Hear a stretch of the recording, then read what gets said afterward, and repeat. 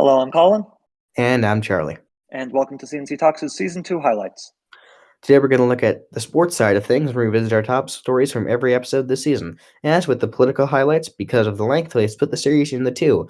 This part will cover the second half of the year, episodes 21 through 40, which span from June 21st to the end of the year. And if you did not see Part 1, it came out yesterday. And as with the political highlights, it's important to note that this does not cover every story from the first half of the year, but rather the story that we thought was the most important every week, which would just give you a general review of the year. Charlie, let's talk about that second half of the year in sports. Yeah, it started with the Vegas Golden Knights winning their first Stanley Cup. We then moved on to the NBA draft, which whoever won the lottery would get Victor Wembanyama, which ended up being the San Antonio Spurs. We then talked about some important events in our hometown, the MLB All-Star Game. After that, we spent a few weeks discussing the Women's World Cup, which was full of massive upsets. And then we talked about the crazy finish to the MLB season, which, unfortunately for us in Seattle, did not go very well. No, it did not. We then embarked on the wild ride that is the football season from September on. Spent most of our weeks primarily talking about the events in the NFL or college football. We also spent a couple weeks talking about the MLB playoffs, which ended with the Rangers winning their first World Series. Yeah, let's revisit these moments from this wild year of sports and see what our thoughts were and how they were covered. Let's start in the sport of hockey, where we've got a champion. We do. The Las Vegas Golden Knights are your 2022-2023 Stanley Cup winners. They smashed Florida in Game 5. It was not close whatsoever. I believe the final score was 9-3. No, and it was kind of representative of several other games in that series as well. So not close. For now, Vegas rules on top of the league, and we are looking forward to next season. I think that the Kraken, Charlie, have a very good shot next season to potentially get to the Stanley Cup Finals. I don't know if they will, but I feel like they're one of the favorites, and this now making me look forward even more to the Winter Classic coming at T-Mobile Park. Shall see in January. Let's start with the NBA draft, Charlie. Number one pick went, I think, as we all expected it to. Yeah, Victor Wembanyama is now a San Antonio Spur.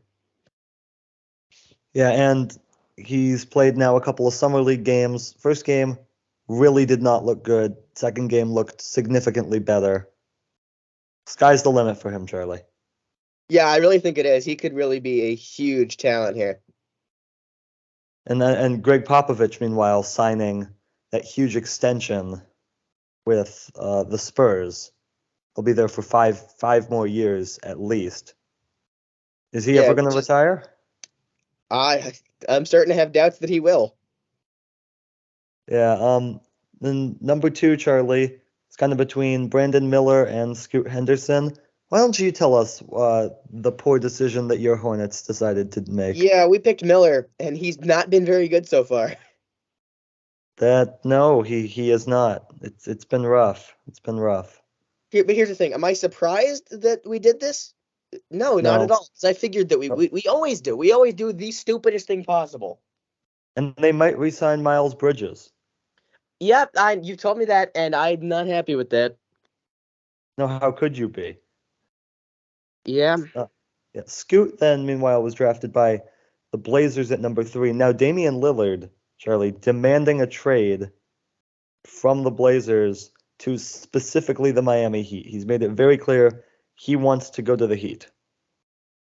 Yeah, I think that will really even boost that Heat lineup even more, and I think that if they can get Damian Lillard, I believe that they will win the World Series, win the NBA Finals. Yeah, the question though is, can they even make that deal, right? Like, what do they have to give up? It's going to have to be a large package. They'll probably have to get a third team involved in the deal, and it's unclear if the Blazers are even willing to cooperate. And I understand both sides. On one hand, Lillard did sign a max contract with the Blazers, but on the other hand, it's kind of under the assumption that they would actually try to be good and not waste his last few years in the league instead of doing a rebuild. They seem to be picking rebuild. They do. And let's not forget though, Charlie, they have a great young core. They have Scoot, Shaden Sharp, Anthony Simons. It's a great young core, It certainly is. but it's not ready. No, and we also did have some huge moves between that 3-team deal between the Warriors, the Wizards, and then I can't remember the other 2 teams that were involved. Suns. Oh yeah, the Suns and Boston, right? Was it Boston? I'm not sure. Boston got to, Porzingis. yeah, no, Chris Paul to the Warriors. Bradley Beal to the Suns. Wizards get Jordan Poole. In a separate deal. First-rounders. What? Boston gets 2 first-rounders as well. Yeah, and that's in the Porzingis deal. I think that's a slightly different deal, also involving Washington. Also sends Marcus Smart to the Grizzlies. I don't know. I'm not liking these deals for Washington, honestly, though. Well, I think it's good. They picked up Jordan Poole, who's a young piece. They're gonna try to rebuild. I can tell that. I don't like the fact that they lost a first-rounder in the process, but I think they are generally, if you're trying to rebuild, you don't want to lose first rounders. No, but getting Jordan Poole, who has shown he can be really good, I think is worth it. Yeah, and I think also just the fit on the Warriors, not great with the whole Draymond incident, who the Warriors did just re-sign. Are you happy with how that whole thing ended up? Yes, but I still don't think that the Warriors are a championship team. Yeah, I will gladly agree with you on that one. Well, no, what matters to me most though right now is that Draymond Green will almost certainly retire a Warrior now. Yeah, most certainly. So let's start with a pretty big event that happened in our hometown of Seattle. Seattle hosted the MLB All-Star Week, and it was a pretty good All-Star Week, Charlie. It was. You were there, so I'll let you take it from here. Yeah, so we'll start just kind of at the beginning of all the All-Star festivities. There's a brand new event this year, the HBCU Swingman's Classic, which is something created by Mariners legend Ken Griffey Jr. Having gone, I think that it was a phenomenal idea. Crowd was not enormous, but seemed very into it. This is something that I definitely believe, Charlie, that the league should bring back in future years. What exactly is the Swingman's Classic? So it's I think that the best way of describing it is basically like the All-Star game for HBCU students. And what is that exactly? HBCUs? Yes. Historically black colleges and universities. So looking at in general some of the best athletes of color across the country. All right. Let's move on to the home run derby now. Yeah, the home run derby was awesome. We saw some tremendous rounds. Randy Arozarena led off the home run derby against Adolis Garcia, and it was tight. It was quite tight, but Arozarena was able to pull off the win. Then Adley Rutschman came up next. He had just an insane round. He was hitting lefty. He's a switch hitter, just absolutely crushing them out to right field. And he comes back in his bonus time, hits from the right side, and I believe goes 6 of 7 in his bonus time. How Just impressive is incredible. that? And then I think for most people in Seattle, the highlight of round one. Oh yeah, the highlight of round one was Julio Rodriguez. He was just hit bomb after bomb after bomb. 41, a first round record. No one's even come close. Vladimir Guerrero Jr. in 2019, he did have 40, but it was in the second round. But it was only due to the fact that he had to play a tiebreaker. So in regular time, he only hit 29 in that round. It was tremendous. Pete Alonso, who's of course won the Derby twice, he had no shot. Guerrero knocked off Mookie Betts with an unimpressive performance of 11 in the first round. Betts was just not really built for the event. Luis Robert Jr., he did end up knocking off Rutschman in the first round. though he lost to Arozarena in the second round. Arozarena, 35 in the second round, insanely impressive. Julio just out of gas. He only hit 20, and Guerrero went on to the finals, and he won for the first time. He came awfully close in 2019 to winning it all, but this time he does win it all. Comes along with his father, the first father-son duo to ever win the Derby. All right, and what about the All-Star game itself? All-Star game itself, National League managed to snap the winning streak for the American League, which sat at 9.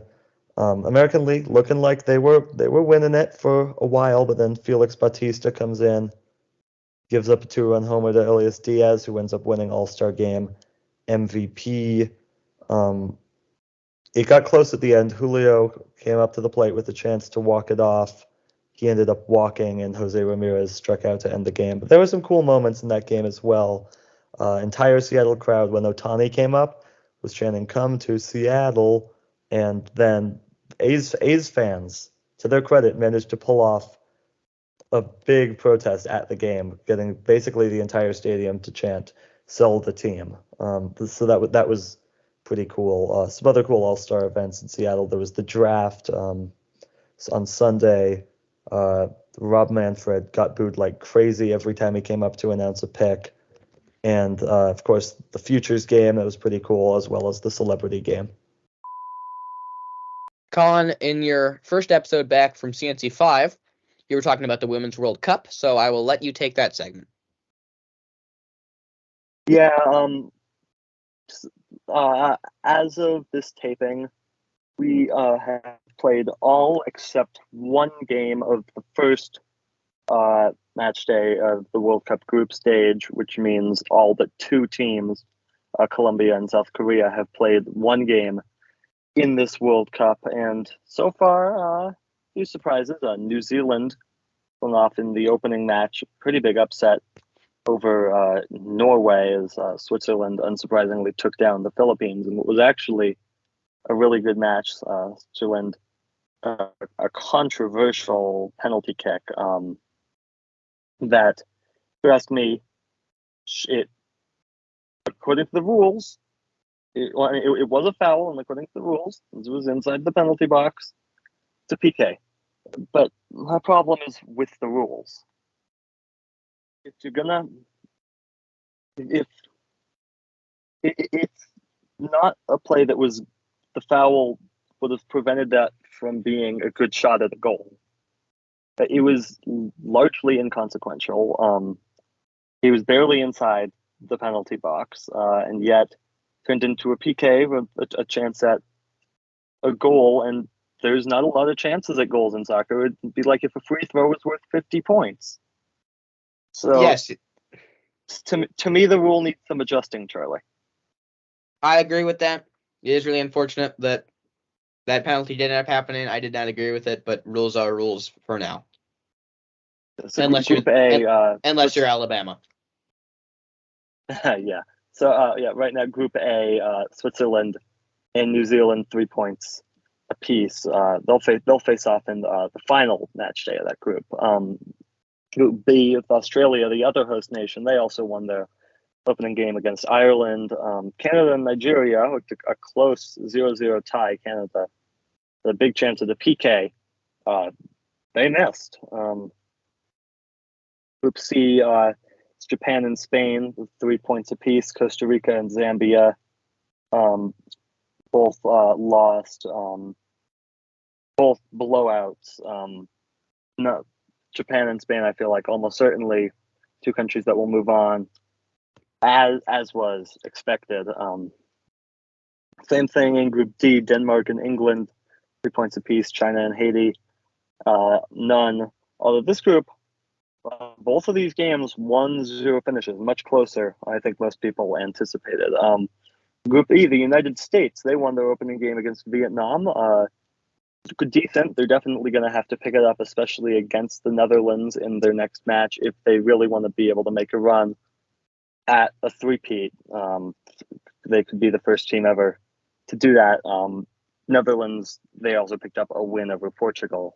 U.S. and Netherlands, they faced off in the finals in 2019, faced off in the group stage here Wednesday night. Group F, Brazil, 3 points after a win over Panama by 4. France and Jamaica, they tied at 0-0. Group G, South Africa, they got an early lead on Sweden, surprisingly, but Sweden was able to come back. Those 3 points as Italy also took down Argentina. Sweden and Italy, 3 points apiece. Germany in Group H, a big win over Morocco, and Colombia and South Korea playing later. So that's it currently for the Women's World Cup. With the Women's World Cup, and I promise we will get to the United States women's national team. How about we talk about them, though, at the end of this segment? We'll kind of recap the rest of the World Cup as it's gone so far. And we'll start with the conclusion of the group stage. We'll start with Group A, which was actually a pretty incredible group. Norway looked bad until they didn't, coming up with a huge win over the Philippines, advanced them into the knockout stage, with Switzerland winning that group fairly comfortably. Australia, big win over Canada, and Nigeria is getting a draw with Ireland, enough to get those two countries through. Charlie, very, very disappointing for Canada. Came in as a team, the defending Olympic champions, with a real chance to win it all, just did not live up to the hype at all. No, they absolutely did not. And, I mean, one quick point here. They had a penalty kick in their game against Nigeria. And they had Christine Sinclair. I want to kick it. Would have been her goal in 6 different World Cups for her, a men's and or women's record. She missed. If she had made that, Canada would be going to the knockout stage. The North Americans just seem to have the North Americans seem to have a problem with penalty kicks, as we'll see later when we talk about the U.S. Well, we'll get to England, though. Actually, England won a penalty shootout, so can't insult them yet. The world's turned upside down, hasn't it? Yeah, world's really turned upside down. We'll get to that too once we start to talk about the knockout stage. Yeah, Sinclair did not score a goal in this World Cup. Group C, Japan and Spain, they really dominated the whole way, but was really shocking to see Japan get a 4-0 win over Spain in that final group stage game. Japan looking every bit like a favorite, potentially, to win the entire thing. Yeah, they have looked really good so far. Yeah, well, England, they won all 3 of their group stage games. They beat Denmark, China, Haiti. Denmark also advancing thanks to a win over China. Haiti actually looked pretty decent against England, though, Charlie, only losing by 1. Would have been really cool to see them do something. But no, they did not win any of their 3 games. Yeah, did not win any of those games. We'll talk about Group E, the U.S.'s group, at the end. Other groups, France winning Group F fairly comfortably. Jamaica also advancing. A really impressive showing from them. Sweden also looking like a potential favorite. They advance along with South Africa. I think the big surprise from Group F is the fact that Jamaica advances over Brazil. Over Brazil, yeah. That's a big one. And then Group H, Germany, Charlie, number 2 ranked team in the world. What a disaster this World Cup season has been for them. Yeah, Colombia and Morocco. They are the 2 countries that advance. And I got to say, Charlie, there was a lot of talk about how when the Women's World Cup decided to expand to 32 teams from 24, given how in 2019 there were some teams in that World Cup, right, like Thailand, for example, that just were not competitive at all. Is this good, or is this just going to be worse competition? No, the competition has been significantly better than it was at any previous edition of the Women's World Cup, right? You see powerhouses like Canada and Germany going home and Brazil in the group stage, right? Women's soccer is growing on an international level. That's a big deal for the sport and for women's Yes, it sports in is. general. Let's move on to the U.S.'s Group E. The Netherlands took the top spot, winning 2 of their 3 games with 7 points. The U.S. also advances barely, edging with 5 points, edging out Portugal's 4. And last place in that group was Vietnam, who actually ended up with a goal differential of -12, allowing 12 and not scoring in the entire tournament. Yeah, let's talk about this this United States team for a minute. Obviously, they then went on to lose in penalty kicks to Sweden in the knockout stage with, so far as at the time of this taping, Japan advanced over Norway, Netherlands advanced over South Africa, Spain advanced over Switzerland, Australia advanced over Denmark. England won a penalty shootout over Nigeria. By the time that this is out, France will have played Morocco, Colombia will have played Jamaica. We'll see how those Colin, shake out. Yes? do you remember what happened last time we talked about Morocco? Yes, I do. They're gonna do it again. They're gonna do it again. So I might be wrong, but I think that they're in the same spot in the bracket as they were last time. Yeah, and they can get revenge again with because they're playing France again. On France, they could. I don't know if it'll happen. We'll see. It would be awesome if it did happen. It would be awesome. All right, but let's talk about the U.S. The United States in the group stage was awful, right? They were straight up awful. They won by 3 against Vietnam. It should have been a lot more than 3, Charlie. They a 1-1 tie against the Netherlands. I thought that they did look decent against the Netherlands. Were they the better team? I don't know, but those were 2 good teams. And then that Lindsey Portugal Horan, game was Lindsey just Horan, a dud. special goal. But yeah, no, the Portugal game, the United States deserved to lose to Portugal. The United States was saved in stoppage time by the right post, right? That goal goes in, and it is the biggest upset in soccer history. It is the worst day for United States soccer ever, men's or women's, and it didn't go in. It hit the post. Right? They were bad in that game, like pathetically bad. It did not look anything like what we've ever seen them do before. Now, and then come the round of 16. Well, I'll get there. Let me just rant for a minute, right? All right, go ahead. This is about tactics. This is about personnel decisions, right? And we'll get to this when we talk about the knockout stage as well. But Megan Rapinoe should not have played. She was awful. Look, I have all the respect for Megan Rapinoe. Everything that she has done on the field in her entire career, all that she has done off the field for the sport of soccer or in women's soccer, right? So much respect for her. She's cooked. I'm sorry. Right? She should not have played. Sophia Smith should have started at the 9 spot, right? Alex Morgan just did not fit with the system. Rose Lavelle was the best player. You didn't start her for 2 of the group stage games.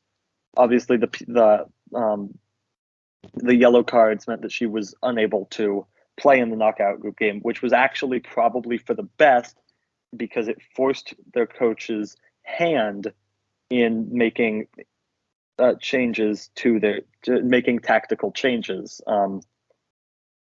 It was just a bad system. Bad tactics. I blame mostly the coach, Latko Andonovski. He should not be coaching another game for this team. So we'll get to the round of 16 because they were playing Sweden, a really good team, and you know what? They looked like the better team against Sweden. They changed things. They looked really very good against Sweden. They had all the opportunities. There was very few moments in that game where I felt like Sweden had a good chance to score. On the other hand, the U.S. seemed to be having opportunities every 2 minutes, right? And their goalie Sweden's goalie put up a spectacular performance in that game, right? Can't be frustrated about that. I really cannot be frustrated that it was tied 0-0 after 120 minutes, even though the U.S. was the better team. By the way, that marked 210 straight minutes that the U.S. had not scored a goal at the Women's World Cup. Then it goes to penalty kicks, right? And Sweden's goalie, who has been amazing the entire game, she never had to make a save. Rapinoe boots it high. Sophia Smith boots it way high. Kelly O'Hara, who they brought in just to take penalty kicks, off the post. I'm sorry, that right there, that is not on Vlatko Andonovski, folks. I didn't have a problem with who he had to take penalty kicks, right? Rapinoe has a track record. We all know that, of making penalty kicks. As bad as she was in that game, she has a track record taking penalty kicks. She should have been taking one. She did. She hasn't missed one since miserably. 2018. Yeah, she failed miserably. Sophia Smith, she had the chance to win the game for the United States. She failed miserably. And Kelly O'Hara, that was hit one off the post. I get that occasionally you're just going to miss the frame on a PK. It's going to happen every now and then. It should not be happening 3 times in a round. Make the goalie make the save, because almost every time they're not going to, because they have to guess right and then still execute. Just put the ball on target. And they could not do that. The best penalty kick of the 7 that the United States took, of which they made 4, the best was by Alyssa Nair, the goalie. Oh, and by the way, she had a pretty good block and then almost saved the game. The U.S. lost by a millimeter. It was in heartbreaking fashion, right? This was a dark day for U.S. soccer. The women's team at the end of the day, the 9th edition of the World Cup, never before done worse than 3rd place. They failed. They failed to meet all expectations that were set for them. Right? It's as simple as that. They failed. And I get that sometimes you're just going to fail, and sometimes a soccer game like that doesn't go the way you want it to. But you had every possible opportunity, and instead you embarrassed yourselves. Embarrassed yourselves in the group stage too. They literally created a time slot for a knockout stage game just for the United States, because they thought that the US was going to win the group, and they blew it. So instead, the Netherlands and South Africa were playing at that time, when it was the middle of the night in both those countries, and the US was playing at 5 a.m. Eastern time on a Sunday. You blew it. You hurt. You hurt your relevancy at this tournament. That's a fact. We can get into the comments by Carly Lloyd and Alexi Lawless and how it's not a mentality issue. It's not that they lack the will to win. It's not that they're arrogant. It's not that they are that there's a whole bunch of off the field issues. It's especially rich coming from someone like Carly Lloyd, who is one of the most arrogant people in the sport of soccer. But right, it was tactics. You could blame the coach on that, and it was execution. Yeah, just looking at the U.S. in general. The talent is there, right? Julie Ertz, she had another great tournament. Sophia Smith. This team had every chance, and they just blew it. Star. Yeah, Trinity Rodman, Lynn Williams, they looked good. What's her name? Naomi Goma. They blew it. And just looking at the U.S. embarrassing fashion. Yeah, looking at the U.S. in general, the Women's World Cup was a disaster, and in the Men's World Cup in Qatar was also just an abject failure for the U.S., losing out in the round of 16 as well to the Netherlands. That one wasn't even close. Netherlands beat them 3-1. Well, it wasn't close, but they also met expectations. Yeah, the men's women team didn't- does not right. have as big expectations. Right, because is it just that the rest of the world's catching up to the U.S. in women's soccer? In a way, yes, but like the men did just as well as the women. Now, should this hurt the whole equal pay thing? No, they should still be equally paid. And right, let's also remember, Charlie, that this team's biggest legacy is what they did for the sport of women's soccer, right?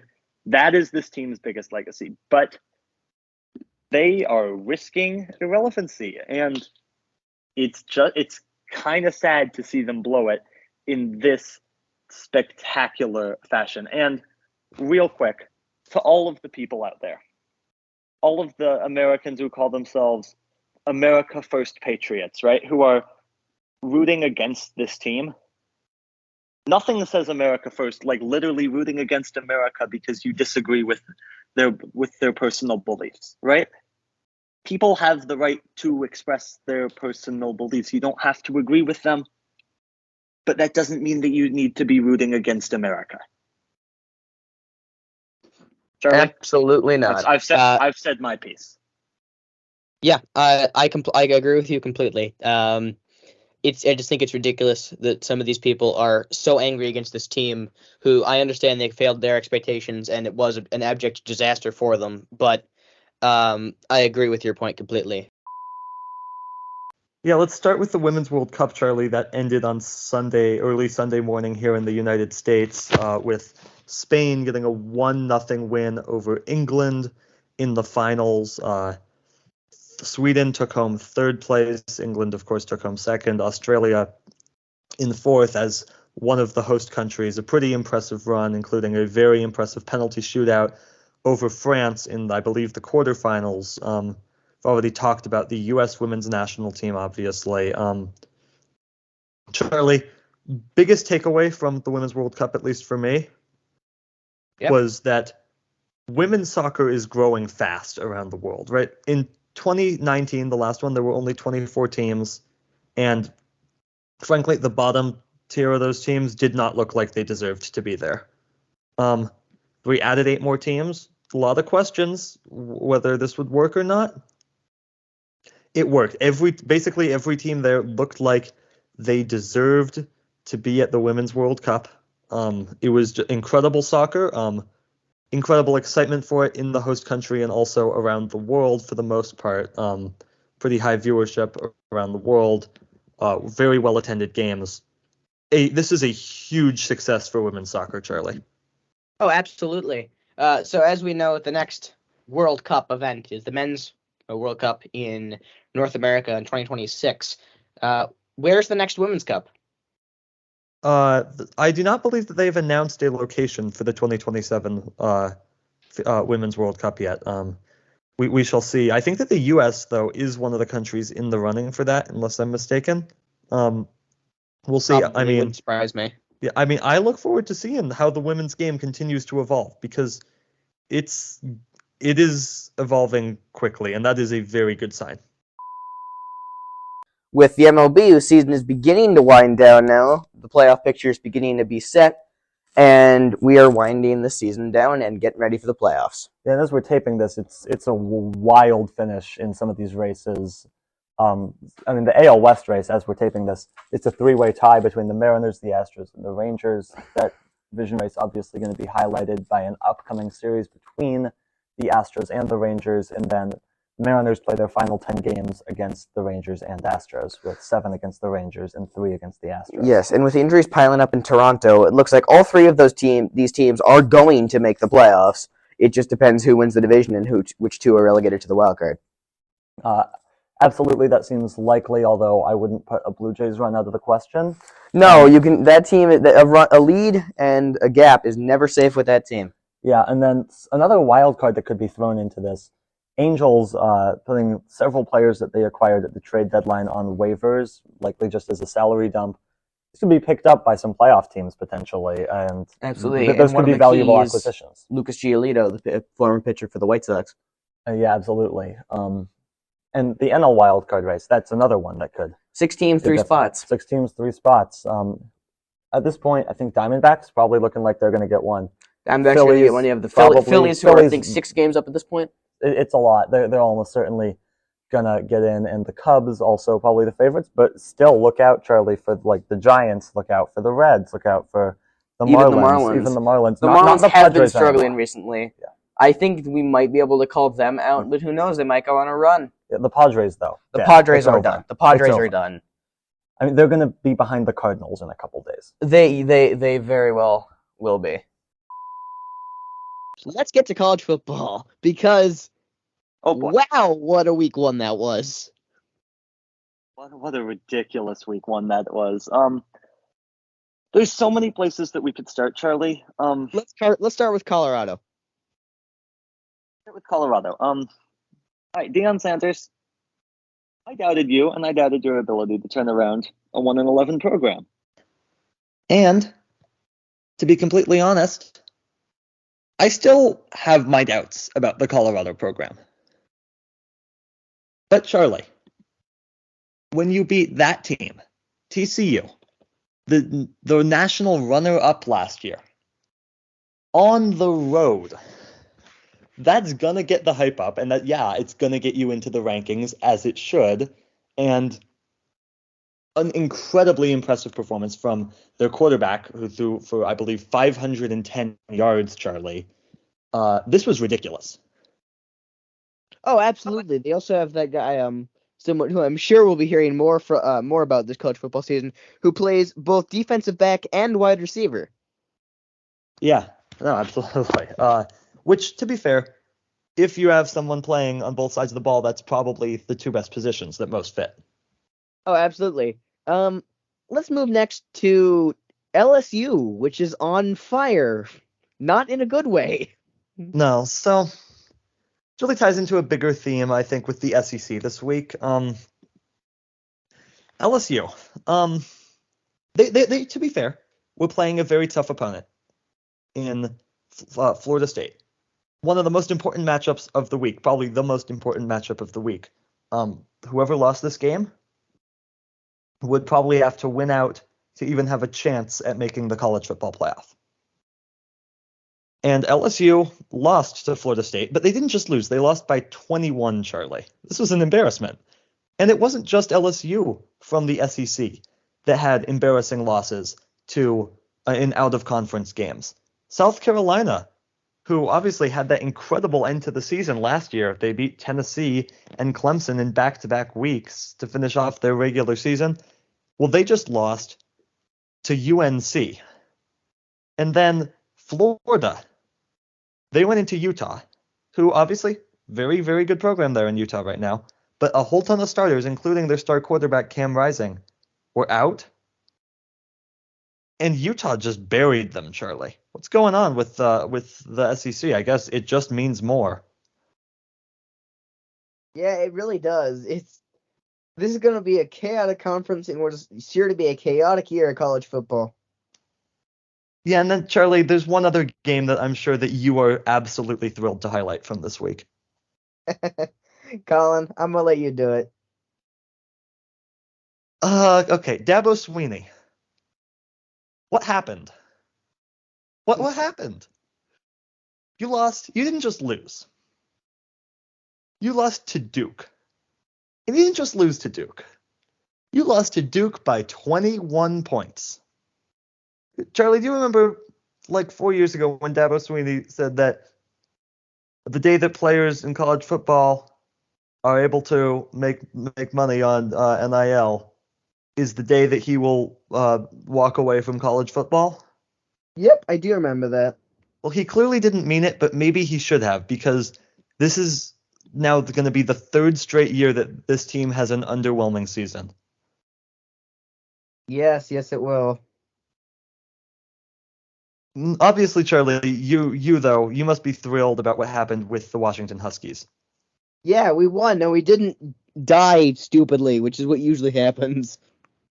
Yeah, a great game. I think, Charlie, tell me if you disagree. 2 Heisman favorites right now are Caleb Williams and Michael Penix Jr.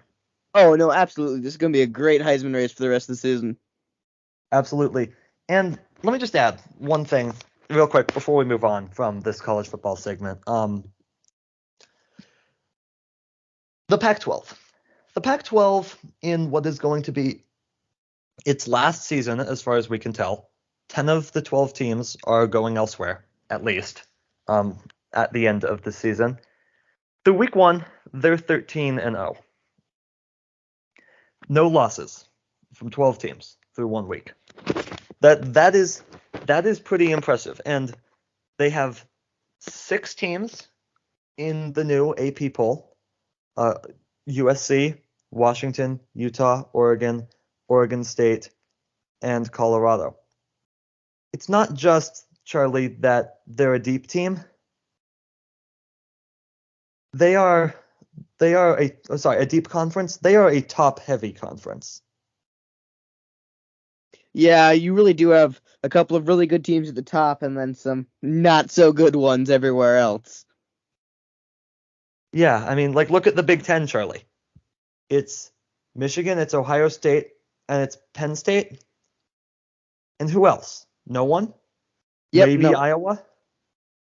Pac-12 has 6 in the top 25 and the second team out in UCLA. ACC, what have you got? You've got Clemson, who's collapsed. You've got Duke, who might be okay, maybe. You've got Florida State, I guess. That's about it. Big 12, you've got Texas, who's leaving the conference next year anyway. You've got TCU, who's just been humiliated. But why is it that the Pac-12, Charlie, is the conference that's getting destroyed? I mean, I get that they made bad decisions in the league office, but it shouldn't have to come down to that. No, but it will. Money is not supposed to be the primary thing in college sports. And the fact that a bunch of people who already have as much money as they need can just decide that they don't want a West Coast conference because it's not going to be their best moneymaker is frankly disgraceful. And it's bad for the fans. It's bad for the student athletes. It's bad for everyone except for a few guys in suits and ties. I mean, Stanford and Cal are now going to have to, for every road conference game, travel all the way across the country. If you want to talk about giving these greedy millionaires, billionaires even, more money, they changed the rules in this offseason, Charlie. It used to be that for every first down, the clock would stop. And that was a great rule for college football because it meant more drives, more plays, more excitement. They got rid of the rule, and I understood why that they got rid of that rule. Games were already so long, they were going well past the windows allotted for them on TV. Now, personally, I thought that was much more because of the amount of commercial time in those games, which was ridiculous. But I understood why, and I understood that the networks weren't going to get rid of it. And it was the networks pushing for this change so that allegedly the games could get back in their windows so they didn't run into the next game's window. Well, that's not quite what happened because they changed the rules and they just replaced that time with more commercials. I mean, what are we doing here? Who is this benefiting? Because it's definitely not benefiting, Charlie, who it's supposed to be benefiting.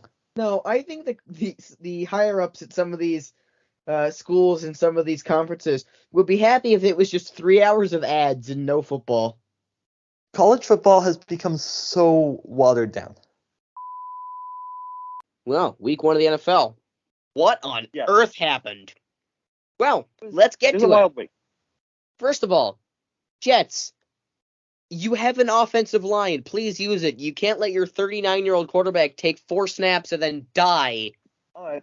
So, Charlie, we know that you were really rough on Aaron Rodgers last year. Yes. So I don't know what you're going to do this year because he's done for the year. 4 snaps in, 0 completions into his season. An Achilles injury, he's out for the entire season. What do you make of that? I'll tell you what I'm going to do. I'm going to laugh at the Jets who I told you it wouldn't work.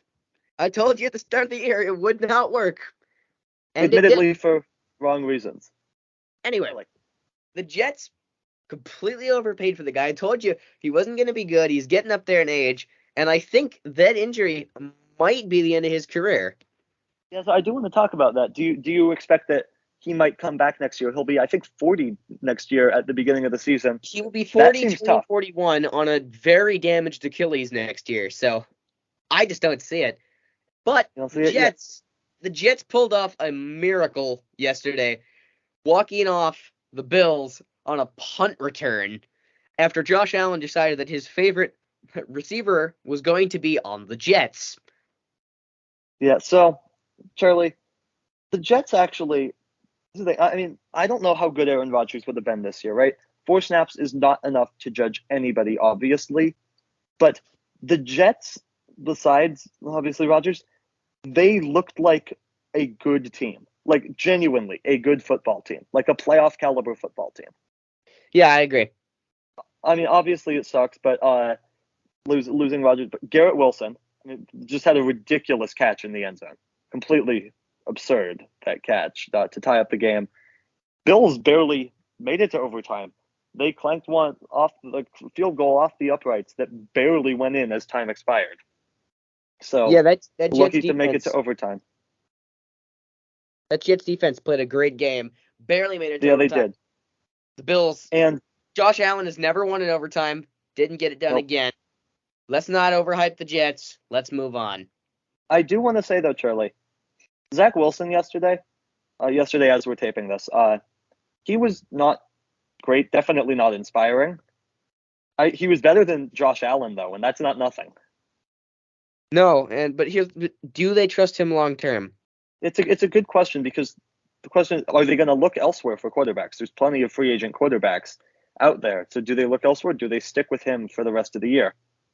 I have heard some rumors swirling around that it is possible that they may try to sign Colin Kaepernick. That would definitely be interesting. Imagine if Tom Brady came back and played for the Jets, Charlie. No, we don't want to start any rumors. Don't say it. He's gonna do it. He'll do it. All right. Let's move on to some of the other scores. Charlie, let's start with that opening kickoff game of the season between the Chiefs, who obviously won the Super Bowl last year, and the Detroit Lions. Lions pulled off the upset. Obviously, the Chiefs down Travis Kelce, who should be back next week, and Chris Jones was holding out. He should also be back in week 2. Did you make of this? Are the Chiefs, how concerning is this for the Chiefs, and how for real are the Lions? Well, first of all, on the question to the Chiefs, this was a bad game, not a bad sign. This is an opportunity for them to look at what they have. They're fine. It's one bad loss. They lost to the Colts last year. Fair. Very early Fair in the enough. year, and they were fine. This team, they'll get it together. They always do. They'll probably go deep in the playoffs. They'll probably host the AFC Championship game. Will they win? I don't know. The AFC this year is stacked. They may not go anywhere in the playoffs. But all I know is that Patrick Mahomes is going to have another good year. That defense with Chris Jones will step up. And I think this week in Jacksonville is going to be a great game. Absolutely, it will be. And Charlie, I'd also add on, right, like getting your second and third best players back is not nothing. And also, they win that game if Kadarius Toney has any skills at all. If any of their receivers. Yeah, especially him. There was a pick six that Mahomes threw that went through Toney's hands. Yes, may I add, to Brian That's the Branch, game. a Lions champion. Now let's get to the Lions. The Detroit Lions are for real. They are going to win that division, and they are a scary team to face in the playoffs. We'll see how far they can go. Yeah, absolutely. They definitely look legitimate, even if the win maybe has a little bit of an asterisk on it. But like, it's still a big time win. You go into the defending champ's house. A win's a win, man. First game of the year. A win's a win, and yeah, no, they look good. They look like a good football team. You know who did Charlie, not look like a good football team? Are you gonna say the New York Giants? I was going to say, well, yes, them, but oh my God, the Seahawks looked awful. All right, yeah, let's start on that Seahawks game. Pretty high expectations for the Seahawks, Charlie. In our fantasy team draft, you took them as the 10th overall pick. The Rams fell late in that draft. They fell to you at number 19, but it's the Rams that come away with a win there, a big time win. Seahawks were bad the whole game, part of it. Second half, their offensive tackles were injured. We'll see if they play next week, but that's a big loss for them. But the Seahawks defense was a disaster too, Charlie.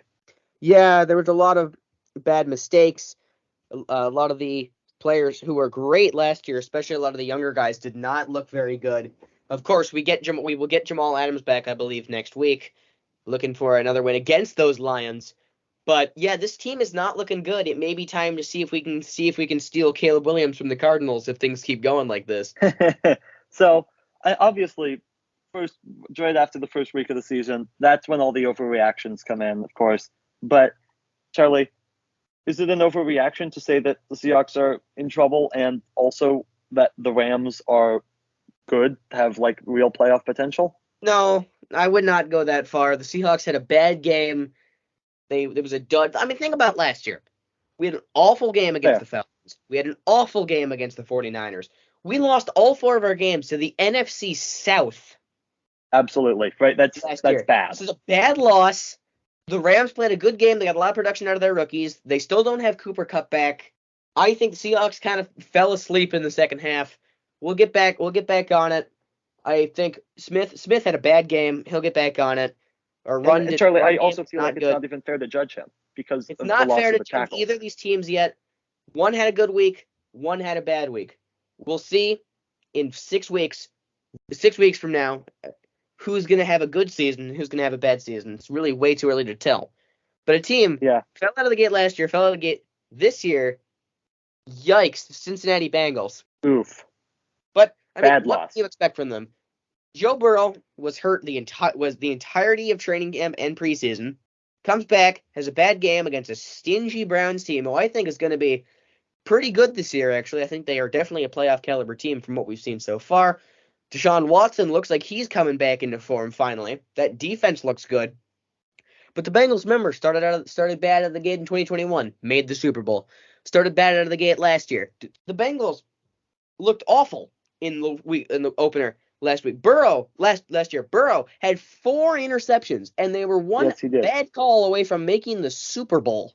Yeah, no, absolutely. But not good. They got lucky that the Steelers lost.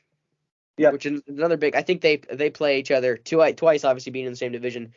Joe Burrow does not play well against the Browns. This game was in Cleveland, but neither overreactions for both teams. But the Browns looking good so far. Bengals are not. Another team that looked downright awful was the Steelers, who got blown off their own field by the 49ers.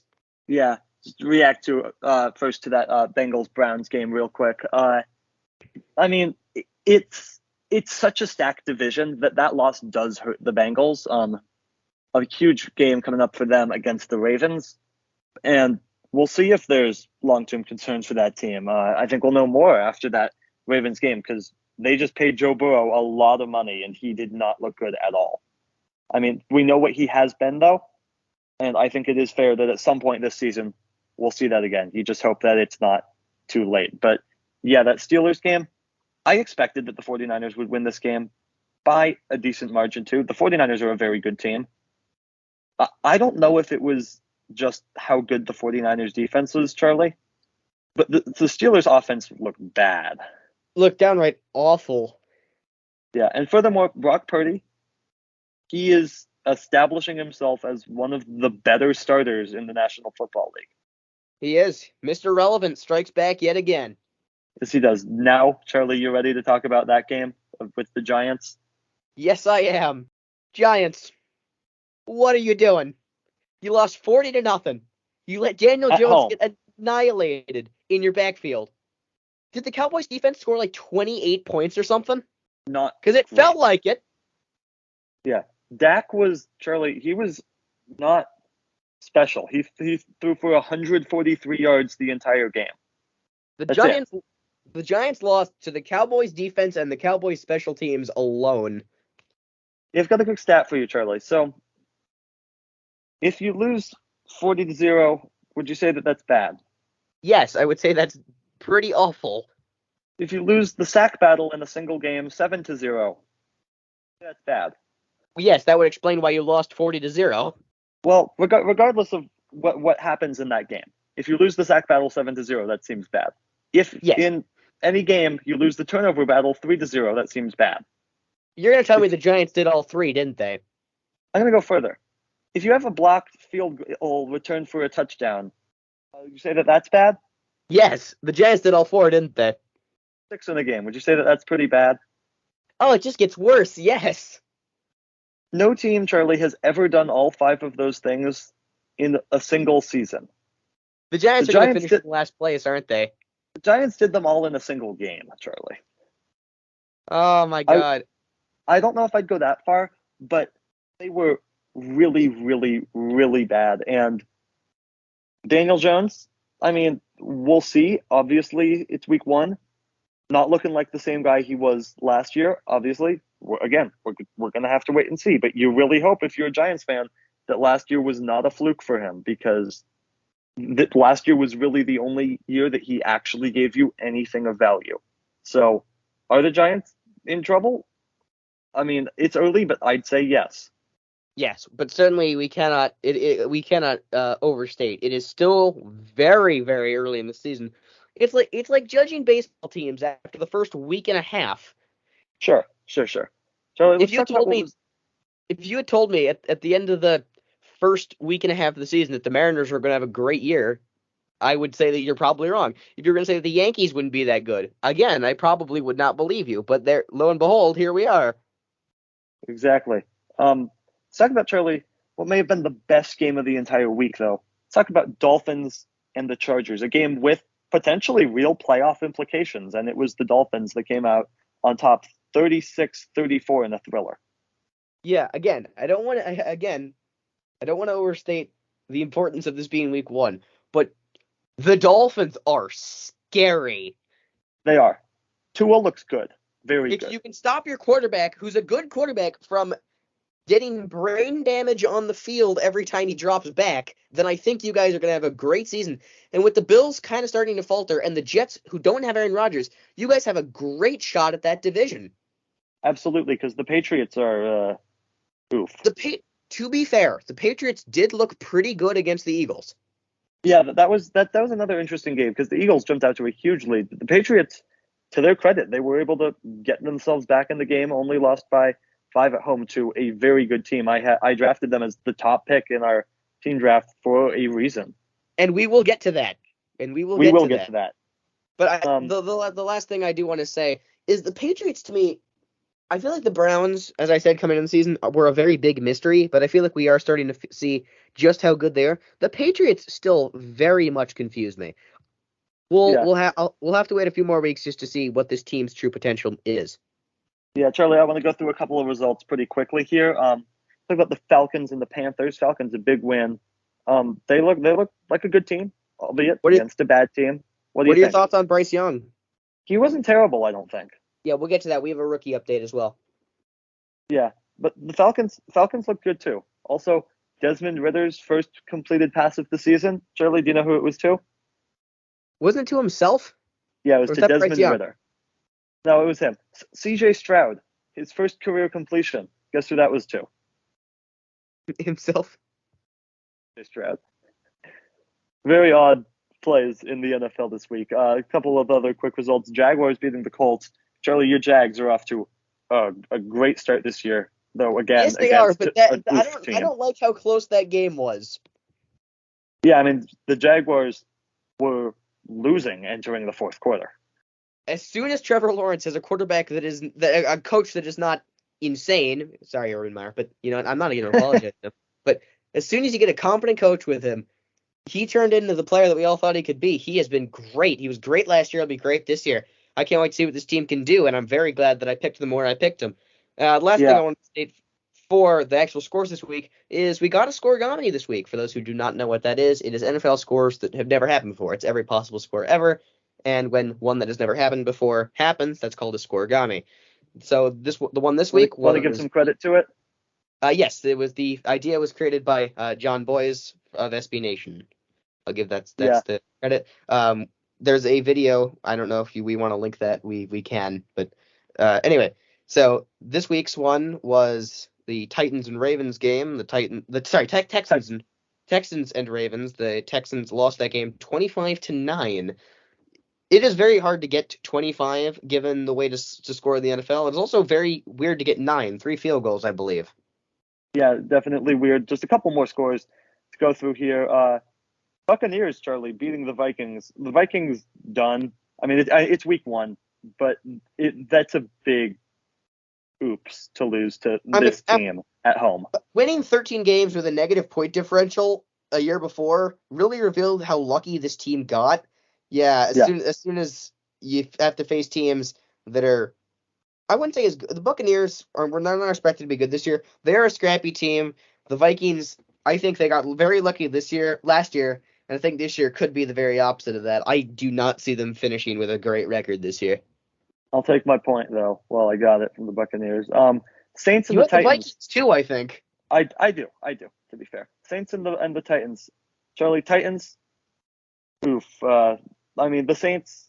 We think that the Saints could definitely win that NFC South division, but the Titans, not a game you want to lose, especially Why like would they kick that field goal?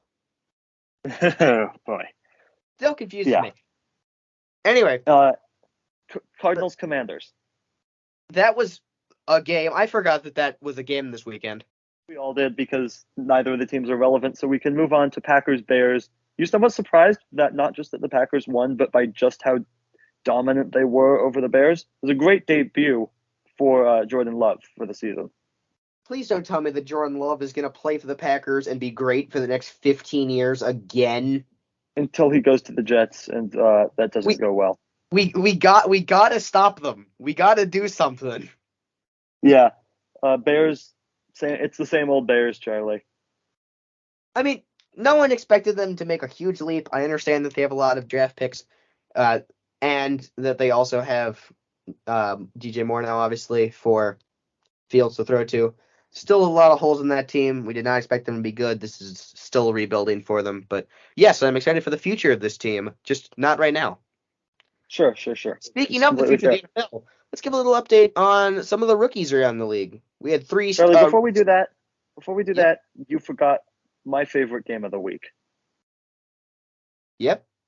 Hey, Russ. How's it going? How's it going there in Denver with your new coach and losing to the Raiders? I picked the Broncos, and about 5 seconds later, after we got off our recording, I realized how much of a mistake that was. You lost to the Raiders. You lost to Jimmy Garoppolo. Hey, Colin, I have a question which for is you. terrible. Colin, I got a question for you. Do you want the Broncos for like an extra draft so I can get an extra draft pick next year? The Broncos. I know there is no chance that I want the Broncos on my team. You lost to the Raiders defense. You scored 16 points on the Raiders defense. Is this continuing the trend where if they scored 18 points, they'd win like almost all of their games? Yeah, and Russ still can't do it. Now, granted, Russ wasn't terrible. I mean, he had a decent line. Obviously, it hurts to have Jerry Jeudy out, but guys, this is not going well in Denver. And I don't think Sean can't fix this, can he? And I don't know why we thought he could. It doesn't. And that's not taking anything away from Sean Payton, who I do believe is a very good head coach. It's just not a workable situation when you have this quarterback under contract for the next several years, taking up all of your cap space. That is straight up bad. Yeah, absolutely. So speaking of which, let's get to our fantasy teams, I guess, for this week Sure. 1. Yeah, you want the standings here? I got them here on the spreadsheet. Yes, absolutely. But first, let's just say I remember we said last week that we don't know exactly what we will do for the winners and the losers. Well, there's only 2 of us, but Colin, care to share what we came up with? Yeah, so whoever loses this, the winner is going to get to make the loser a sandwich with whatever the winner wants on it, and the loser has to eat it, whatever it is. Yep, this is a I'm bad scared. idea, but we're doing it anyway. We are definitely doing it anyway. By the way, Colin, I want to clarify this just because, we probably should. The items on the sandwich have to be edible. Sure, have to be edible, have to be safe to eat. Yes, you cannot put like a brick in the sandwich. Correct. And so let's get to the standings. Charlie jumping off to a small lead, 9-7 so far through one week. It's a point for every game, and then there's also bonus points plus playoff points at the end of the season. You need 157 points to guarantee the win. Charlie, what I found really interesting about this, your top 4 draft picks, 49ers, Jaguars, Ravens, Dolphins, all got your bottom 4, Texans, Panthers, Broncos, Cardinals. None of them got a point. Whereas for me, my top they're 4, all bad. yeah, my top 4, Eagles, Chiefs, Bengals, Lions, 2 points combined. And then the bottom 4 for me, Buccaneers, Packers, Colts, Raiders, 3 points combined. All right, so Colin, who scored for who this week? Yeah, so my points came from the Eagles, the Lions, the Jets, the Commanders, the Buccaneers, the Packers, and the Raiders. Yours came from the 49ers, Jaguars, Ravens, Dolphins, Browns, Cowboys, Rams, Saints, and Falcons. All right, so I lead. And I think that's enough NFL. Yes, and another busy week in the NFL, Charlie. There were some games, man, in week 2. But which one do you want to start with, Charlie? Let's go in order. Let's start with the Thursday night game. That was Eagles-Vikings. Eagles got out to a huge lead at one point. I believe they led 27-7. Vikings did manage a little bit of a comeback, could not get it done with an onside kick, and the Eagles go on to win. The Eagles have not looked great, but they've gotten 2 wins. They're still undefeated, and a win's a win. So if they can really just get playing the way we know they can, I think they will again be the 1 seed in the NFC. However, the 49ers have looked great recently. Yeah, and I feel like there were a few too many fumbles for the Eagles.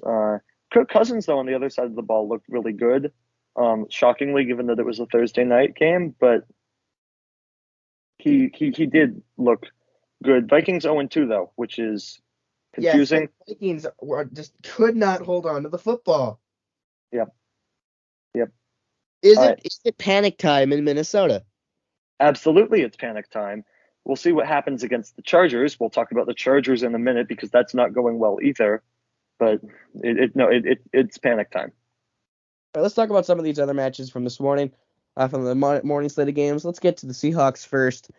Seahawks did not look great in the first half against the Lions. Did come back thanks to a pick 6 and ended up winning the game in overtime.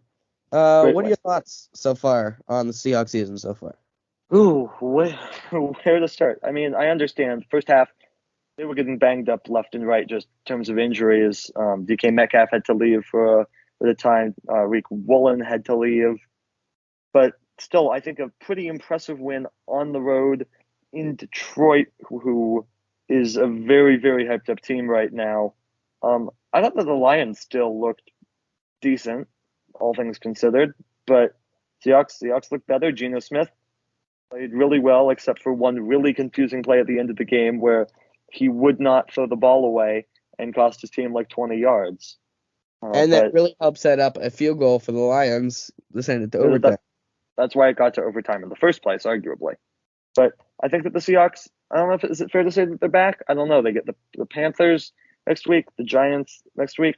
What good teams do? They beat bad teams. See if they can do that. Another one of the games from this morning that I want to focus on. Bengals, another 0-2 start. They lost to the Ravens. Ravens looked good. They did lose Odell Beckham Jr. This season is confusing me again. And I think the other big morning game was Kansas City and Jacksonville. That was supposed to be high-scoring game, big shootout, 2 really good teams. It was just not. Kansas City ended up winning 17-9. Jacksonville just looked downright awful at times. The Chiefs did not look great either. They do have Chris Jones and Travis Kelce back, which should seriously help them. In the afternoon Their offense, though, just did not look good. I mean, neither did the Jaguars. They couldn't get in the end zone, but that Chiefs offense looked bad. I am starting to get concerned. Yes, and looking elsewhere, the Anthony Richardson left the game with a concussion against the Texans after 2 solid rushing touchdowns. And in the afternoon games, Denver started off great, melted down, got a miracle Hail Mary, and then didn't complete the 2-point conversion. There was, I understand, a pass interference call that should have been called, was not, but you should not find yourself in that position in the first place. No, yeah, I want to go back, touch on just a couple of those games that you mentioned. The Bengals, what's happening? They've looked terrible in all of the games that they've played so far. Genuinely, what's going on? I mean the Ravens, they've looked good. But yeah, no, it's been bad. I'm concerned there too. Some of these big juggernauts that we thought would continue to be juggernauts just haven't looked great so far. You mentioned that Colts Texans game, Charlie. I've been pretty impressed with both of these young quarterbacks so far this season that were playing in this game. But obviously, unfortunate that Richardson had to leave, but that he looked great. I thought that Stroud looked pretty good as well. Yeah, I think the two of them have been very impressive. I think arguably more so impressive than Bryce Young. Yeah, no, I would tend to agree with that. We'll get to the Monday night games. Second, another quarterback that impressed me, although a young quarterback in a losing effort, was Jordan Love. He looked pretty good. Obviously, Packers melted down at the end, but he impressed me, and the Falcons have looked good as well, which is kind of surprising. But I think that both of these teams could be better than we thought that they were originally.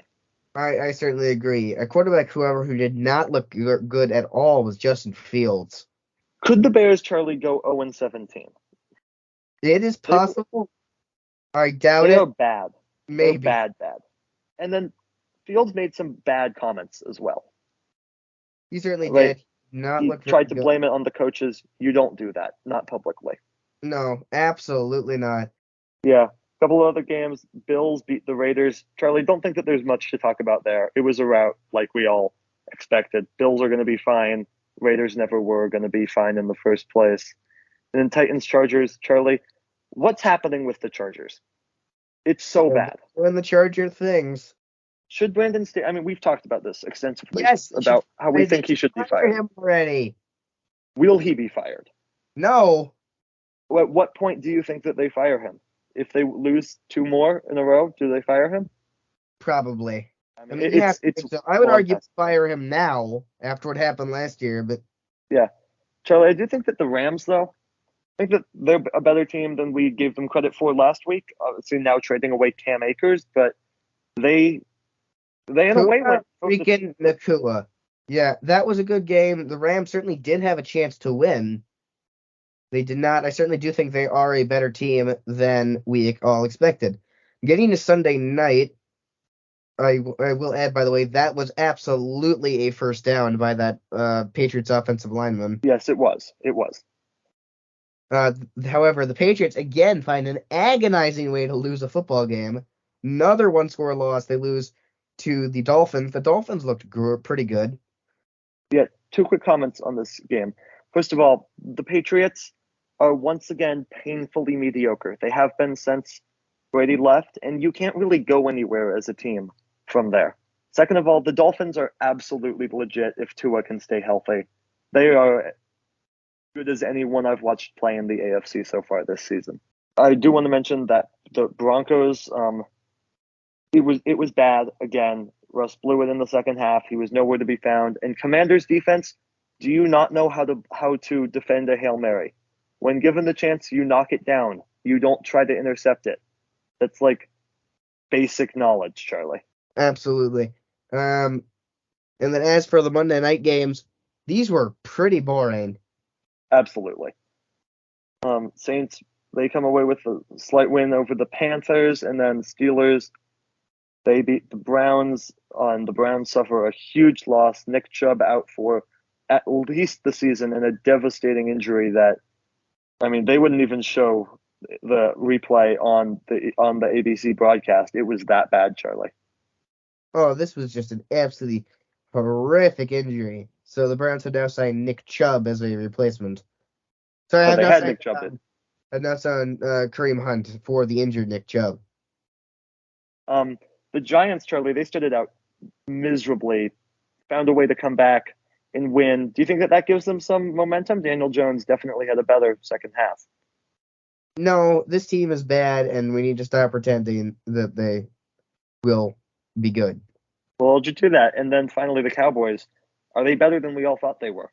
I would say probably. That defense is amazing right now. We'll see if they keep it together. That offense can be even mediocre at this point, just considering how great that defense has played. Yeah. Also, I know when to make a fool of myself. Dak Prescott, I said he was going to have 20 interceptions this year. I think he has 0 so far, so good for him. All right, and now let's get to the standings from our fantasy league, should we call it? Sure. We each got 8 points this week, which puts me at 15 total, and you at 17 total. Charlie, you've still gotten absolutely nothing from your bottom 4 teams, whereas my bottom 4 teams, I've gotten the combined 5 points, but it doesn't matter because you're still in the lead. My top performers continue to perform. While we were gone, the NFL decided to set itself on fire. It's been a wild season, Charlie. Where do you want to start? Let's start with a team that put up 70 points. 70. 7-0. Yeah. Against the Broncos, so it doesn't really count. The Broncos defense is really bad, one of the worst I've ever seen. Yes, and then the Broncos did turn around and beat the Bears, but, I mean, that's not much of an achievement. Yeah. Hey, let's remember, after Sean Payton came in, he fired the Broncos defensive coordinator from last season, which had like one of the best defenses in the league, and brought in a new defensive coordinator. And it hasn't been going well for that defense. Absolutely not. And at this point, I don't even think it's mostly a Russell Wilson thing. No, Wilson has looked good. Decent. He has not been the old Russell Wilson. I don't think we're ever seeing that again. But it has been an improvement this season from the absolutely disastrous performance last year. I think it's fair to say.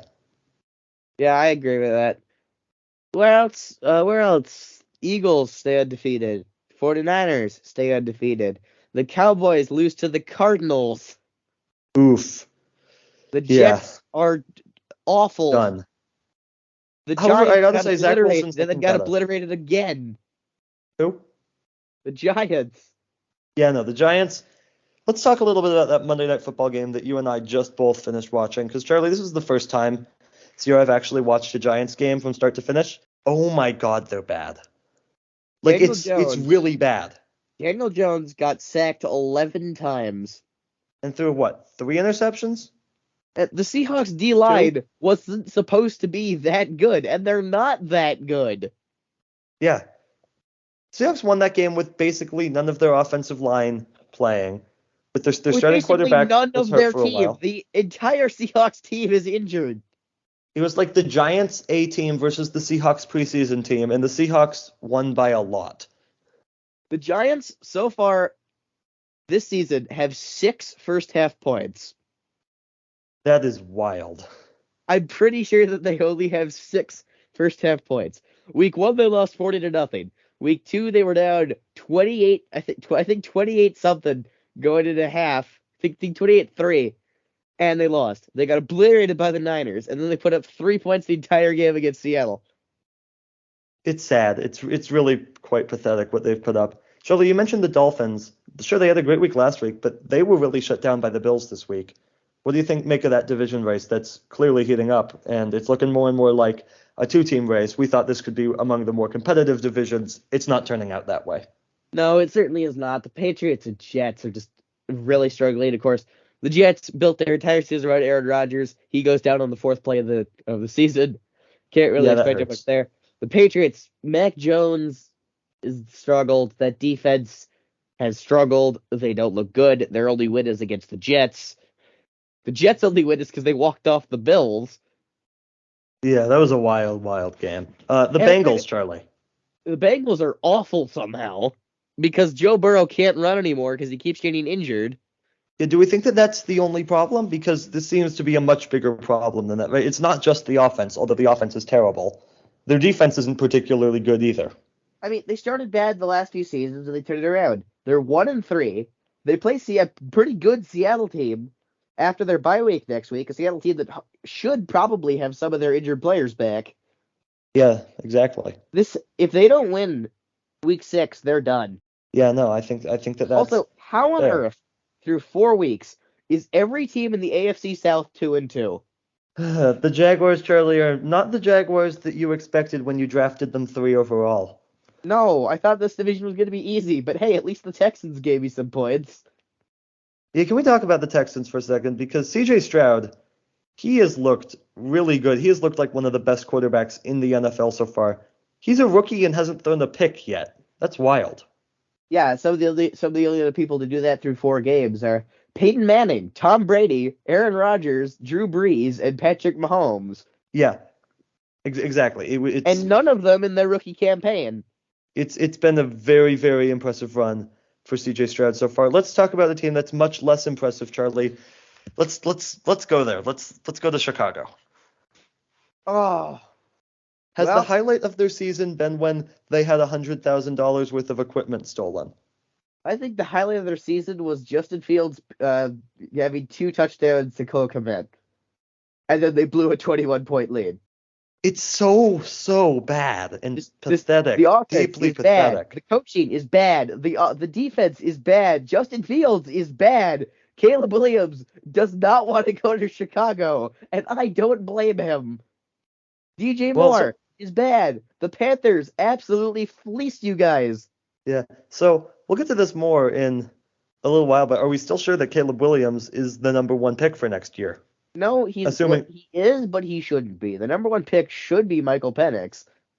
Yeah, I mean, there are some injury concerns there, but Penix has looked objectively better. We will definitely get to college football in just a minute. Let's talk about some of these other games that have been happening recently. Charlie, the Tampa Bay Buccaneers have been blowing me away, to be honest. They've looked good so far. They certainly have, and they're one of the teams you have, right? Correct? Yeah, you have 3 teams from that division, but not the Buccaneers. Yeah, that was a mistake. Yeah. How knew you take Baker out of Cleveland and he's finally a functioning quarterback? Yeah. So are the You know. Chargers back? No, they're not. Yeah, I'd agree. They've had 2 wins against, let's be honest, subpar teams, and they barely won both of them. Vikings, who are the definition of abysmal, and against who started for the Raiders? It wasn't Garoppolo. Was it not? He got hurt, I'm pretty sure. Yeah, I'm not sure.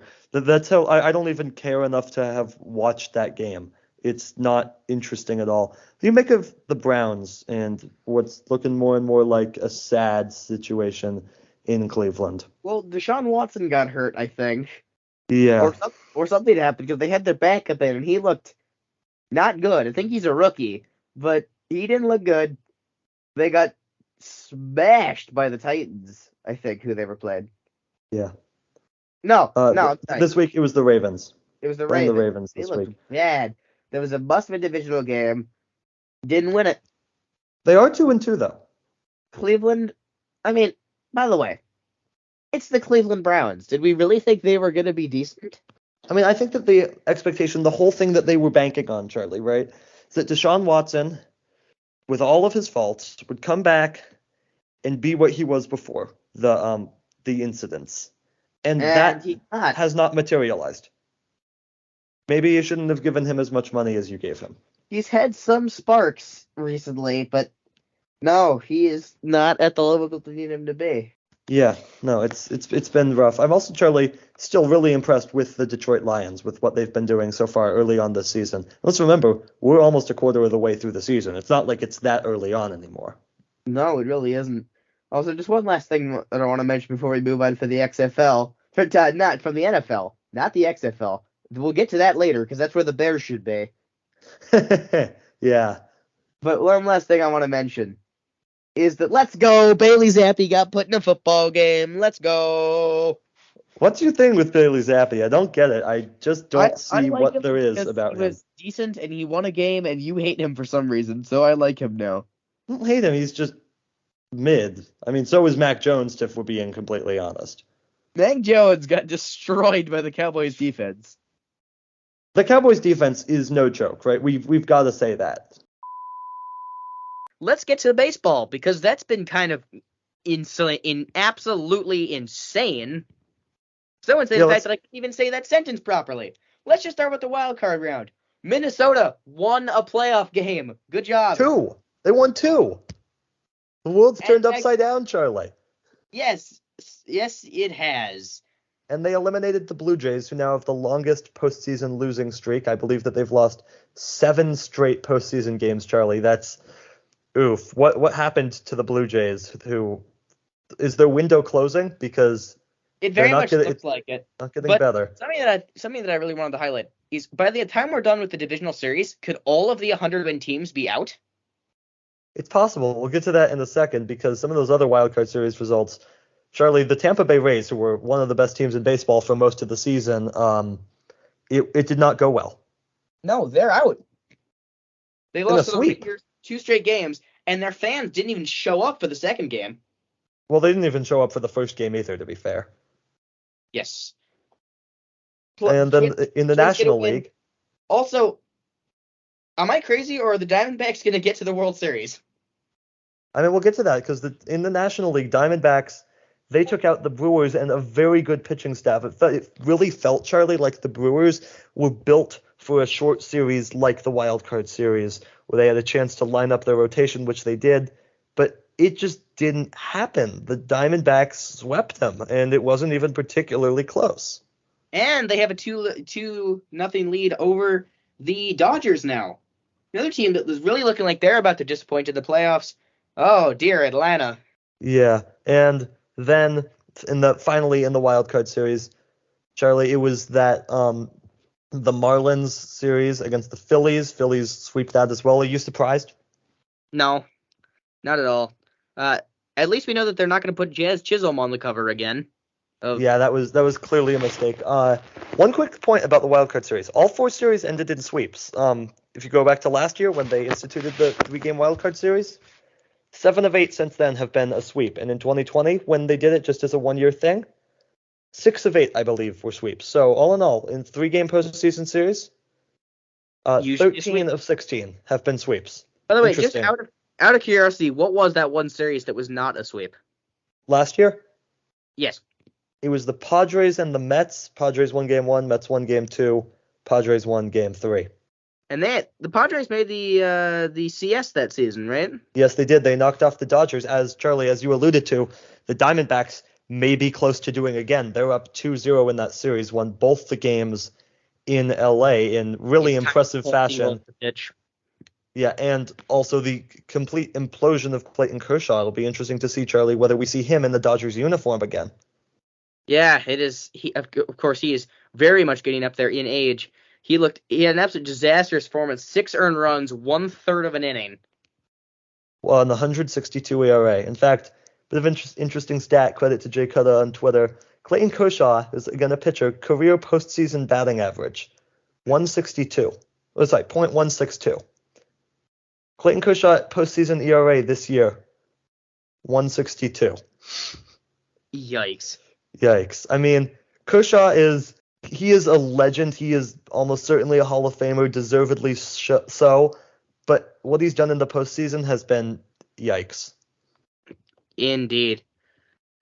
Now, that Phillies-Braves series, Charlie, this is shaping up to be one of the greatest series I've ever watched of postseason baseball, at least at the 5-game level. Oh, absolutely. Philly took game 1. Braves managed to somehow win that game due to some big home runs and clutch moments, as Atlanta does, plus Austin Riley is a legend. Plus possibly the greatest play that I've ever seen. At least in the postseason. At least in the postseason. And the reason I say talk about that Willie Mays' catch, this might have been better. Maybe. It very well could be. This is Michael Harris robbing Castellanos of probably a game-tying double with 1 out in the 9th inning. It was caught, and then managed to double off Bryce Harper. Just an incredibly impressive play in deep center field by Michael Harris, the second. And in the American League, Charlie, what's going on with the Orioles? Are they just too young, not ready? I think they have a young core. They're sputtering into the playoffs.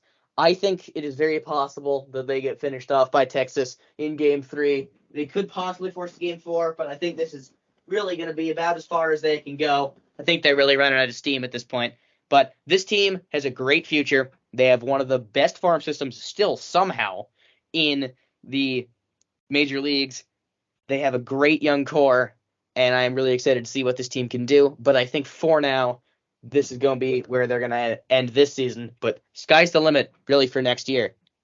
Yeah, absolutely. And then in that final series, that Astros-Twins series, Charlie, what are your thoughts? This one is looking to be interesting. Yordan Alvarez will not stop hitting home runs. His team has not really his team has not done that much to support him. The Twins took game 2. That was huge for them. Now that series heads to Minnesota. Is that correct? Yeah, heading to Minnesota for 2 games. I think that there's a pretty good chance that we'll have a 5-gamer on our hands with this one. Very possibly, but I think the real thing to consider here is, does the winner of that series matter? Because it really kind of feels like Texas is just cruising at this point. I mean, they are cruising. That's definitely true. I feel like they could absolutely get to the World Series, but hey, it's postseason baseball and it's the Astros. I mean, what else do you have to say? I don't like the Jordans hitting home runs again. It reminds me of last year. It's giving me no, right. man. It's bad. Let's We will start with the NFL, and we'll start with that Thursday night game last week. You say the Browns aren't coming back after they beat the 49ers. That's true. We'll get to that game in a minute, but we'll start with that Thursday night game between the Broncos and the Chiefs. Chiefs winning 19-8. Broncos now 1-5. Charlie, your thoughts on both of these teams? Chiefs, they haven't lost since that opening game against the Lions. Seem to absolutely be back on track right now. If you look at the Chiefs, if you look at what's happened with them, they are objectively a 500 team right now. They have gotten every call to go their way so far this season, and I know that happens.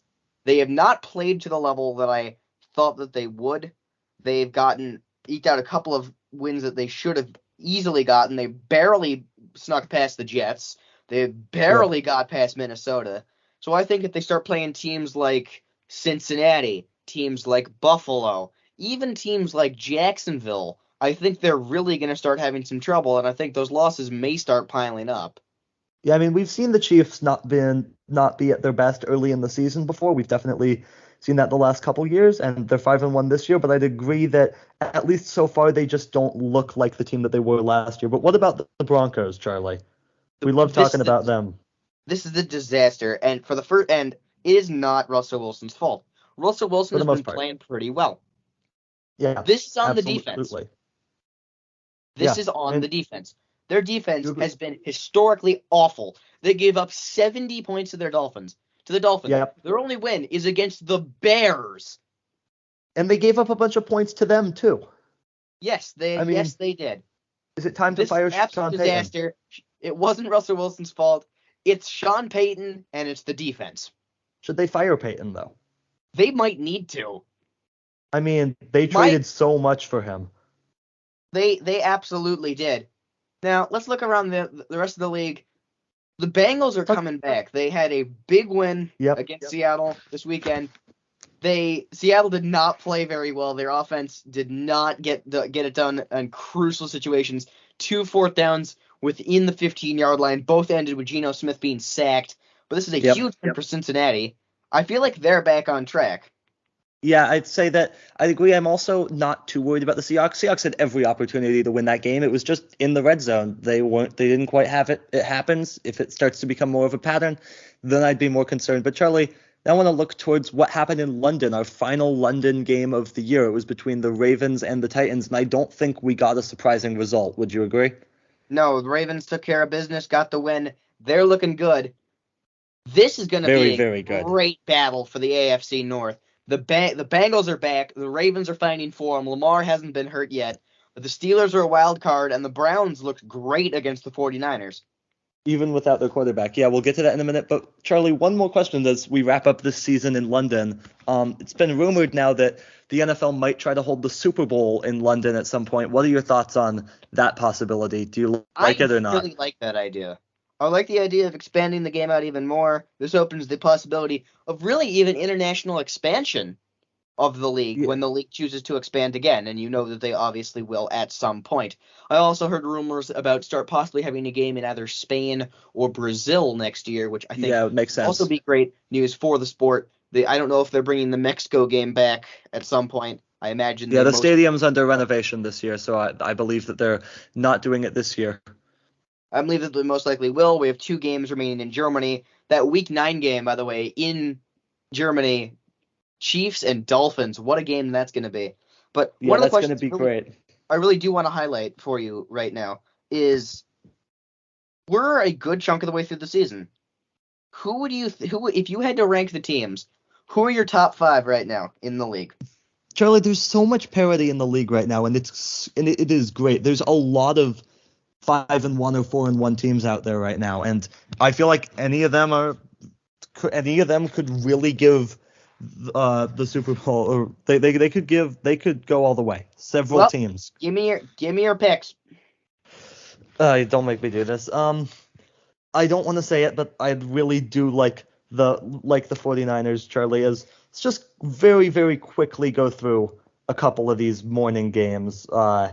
Commanders and the Falcons. I don't think we need to say too much, but Charlie, Sam Howell's looked really good so far. Ritter. Please. Oh yeah, Desmond Ritter's done. Give Heineke a chance. Yeah, what do you think about Howell though? Like, it's been pretty good so far.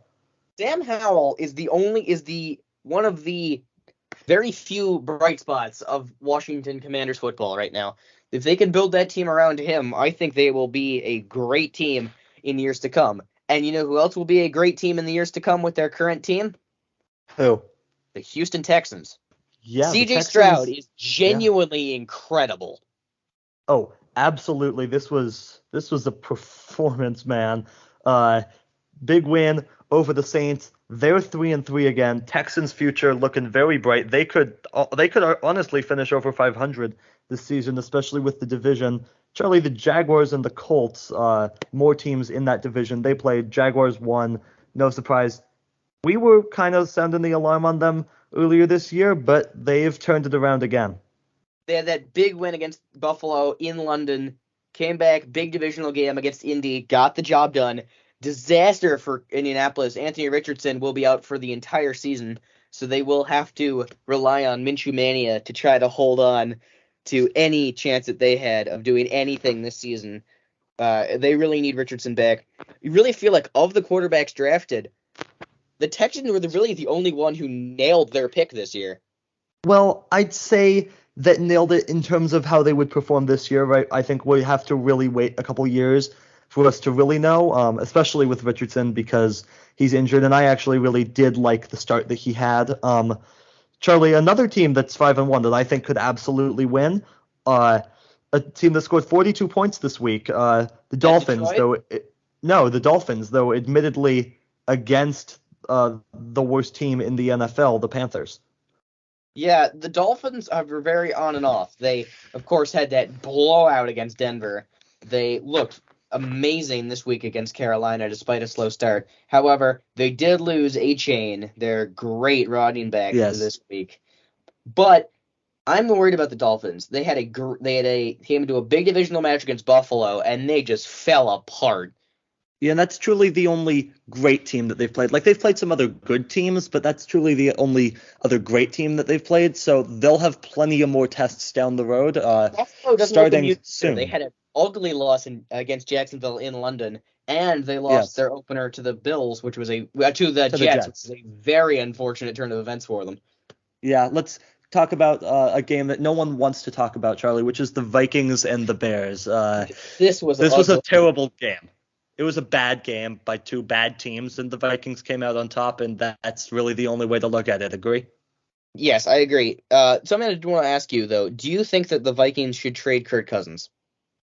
Ooh, I think if you're trading Cousins, is that also kind of letting Jefferson walk out the door or not?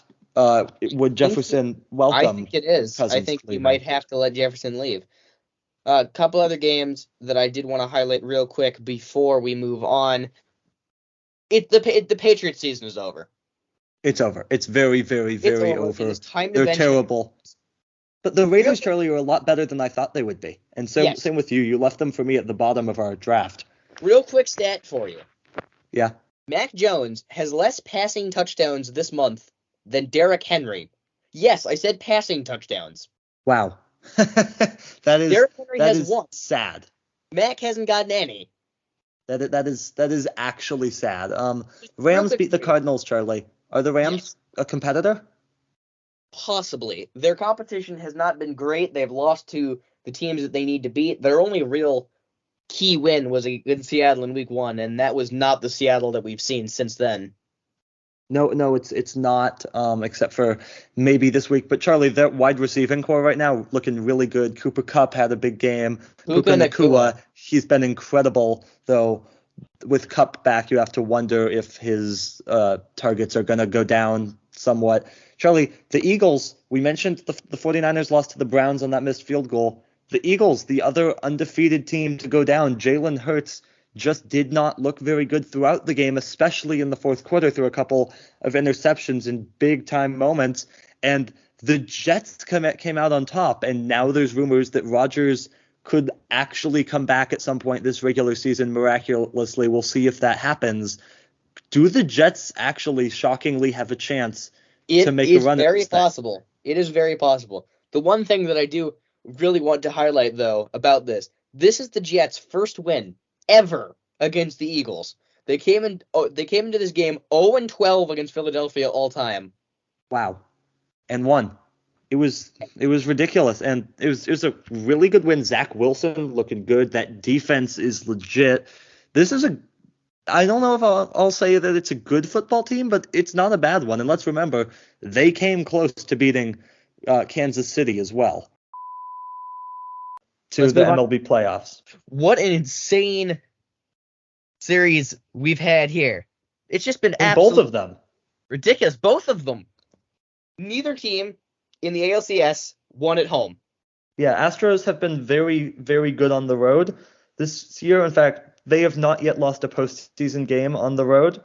But as of this taping, it's looking like that's not going to be enough, because I'm checking the score right now in Game 7, and Texas is up 11-3. And Charlie, for the Rangers, this has really been the series of Adolis Garcia. The huge home run in Game 5. He was hit. Fight breaks out. Astros come back to win the game. Then 0-4 with 4 strikeouts in Game 6 before the huge grand slam. And then, Charlie, just an absolutely massive Game 7 for Adolis Garcia. We might have a star on our hands right here. Yeah, if we don't already. Yeah, he's been impressive. And then, Charlie, what do you make of that other series between the Diamondbacks and the Phillies, kind of going back and forth? Diamondbacks with some really impressive wins in Game 3 and Game 4, now winning Game 6. As of this taping, we know that there will be a Game 7 in Philadelphia Tuesday night for all the marbles. Yeah, this will be huge. And of course, by the time this episode comes out, you will know who the World Series matchup will be. Who do you want? Who are you taking in this final game of the CS series? I mean, well, it looks like the Rangers are going to win, but then, of course, you're going to do this to me with the other series, because we'll know by the time anyone hears this episode whether I'm right or wrong. But, I mean, I think I got to go with the Phillies. It's a true home field advantage for them at Citizens Bank Park. And on top of that, just a really, really good team. Bryce Harper, we know what he can do in the postseason. We've saw it last year. We've seen it this year. Really impressive stuff there. Nick Castellanos, Trey Turner, the whole team, really. Ranger Suarez, I actually think, could have a big start, and maybe this prediction just goes absolutely horribly. Who knows? But I am going to go with the Phillies, and I'm frankly, at this point, Charlie, I'm going to take the Phillies to win it all. I just don't think that Rangers bullpen is good enough. All right. I think whoever wins in the National League will win. I want to go Arizona here. Wow. This team at clutch moments this season has come up when it counted. I mean, if it comes down to it, in the 9th inning, with Paul Sewald on the mound, ain't no one better. I mean, here's the thing, though, right, is that the Diamondbacks are actually built pretty well for October. The offense, it's not amazing. It's pretty good, but the bullpen, Zach Gallen, Merrill Kelly, Charlie, really good top 2 in that rotation that'll pitch a combined 4 of the 7 games in the World Series, should they get that far. But they're not going to be able to rely on either one in that Game 7, which is why I have the Phillies winning it. But you never know. It was Brandon Pfaadt that actually pitched in Game 3, which was the first win of the series for the Diamondbacks. But impressive stuff. And Charlie, just want to quote Brian Anderson on the TBS broadcast on, I believe it was Friday night. I'm not positive. Baseball is not boring. Baseball is great. This was after a pair of come-from-behind victories on an incredible night of baseball. This has been a phenomenal... The postseason didn't start out amazing, but in terms of league championship series, this has been phenomenal. Anyway, let's get into week 8 of the NFL.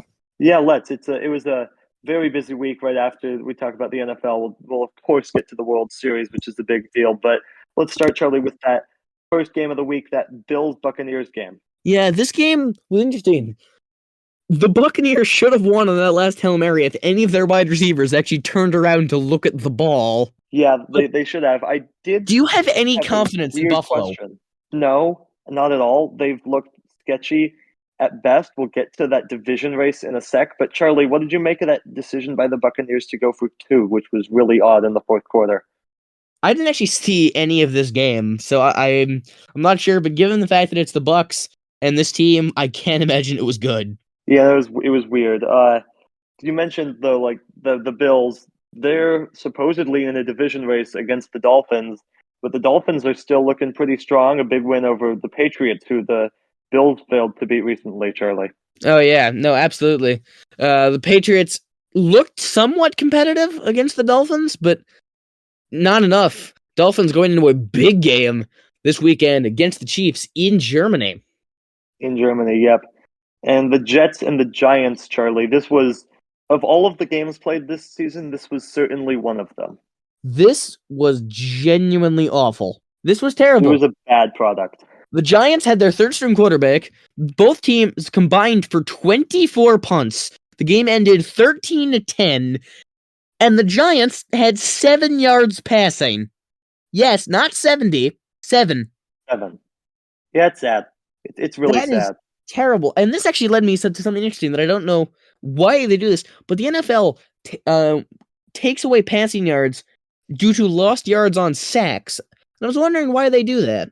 I do not know, but I think it's a Because bad rule. Quarterback gaining positive yards on a run counts towards their rushing total, but a sack doesn't. Yeah, I don't know. I know that's weird, and I feel like it's more on the offensive line with sacks. At least according to the research that I have done. Now, let's move on to what are the Giants planning to do at quarterback? Daniel Jones is bad and got hurt, and Tyrod Taylor was better and is also hurt. Who's their quarterback?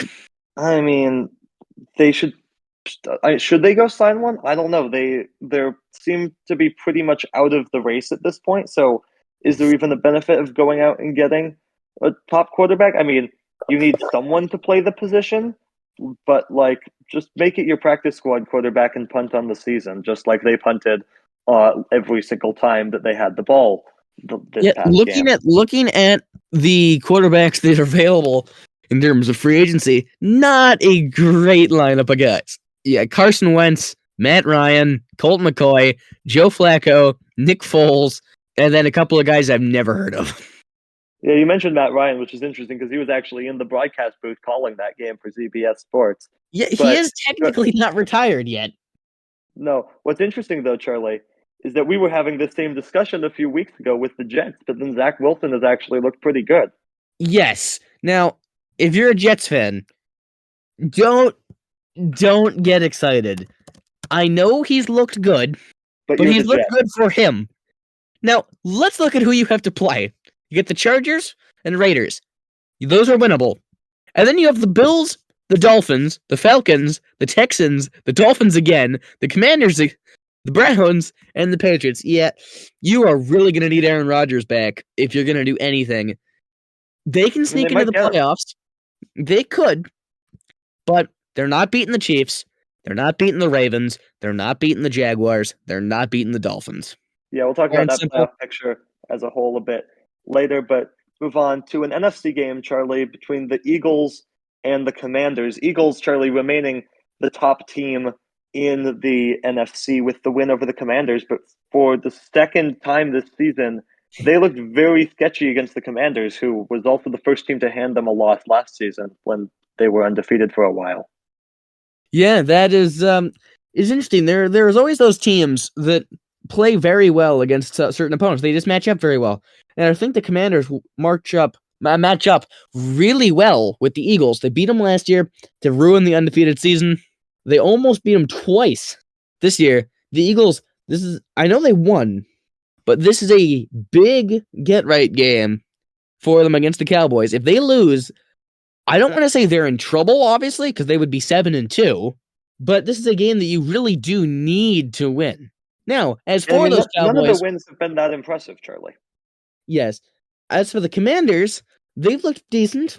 Their record doesn't show it, but Sam Howell has been genuinely great when he hasn't been getting killed by his own offensive line. Which is most of the time. Now, as for those Cowboys, which I just talked about a few seconds ago, they blew the Rams to smithereens this weekend.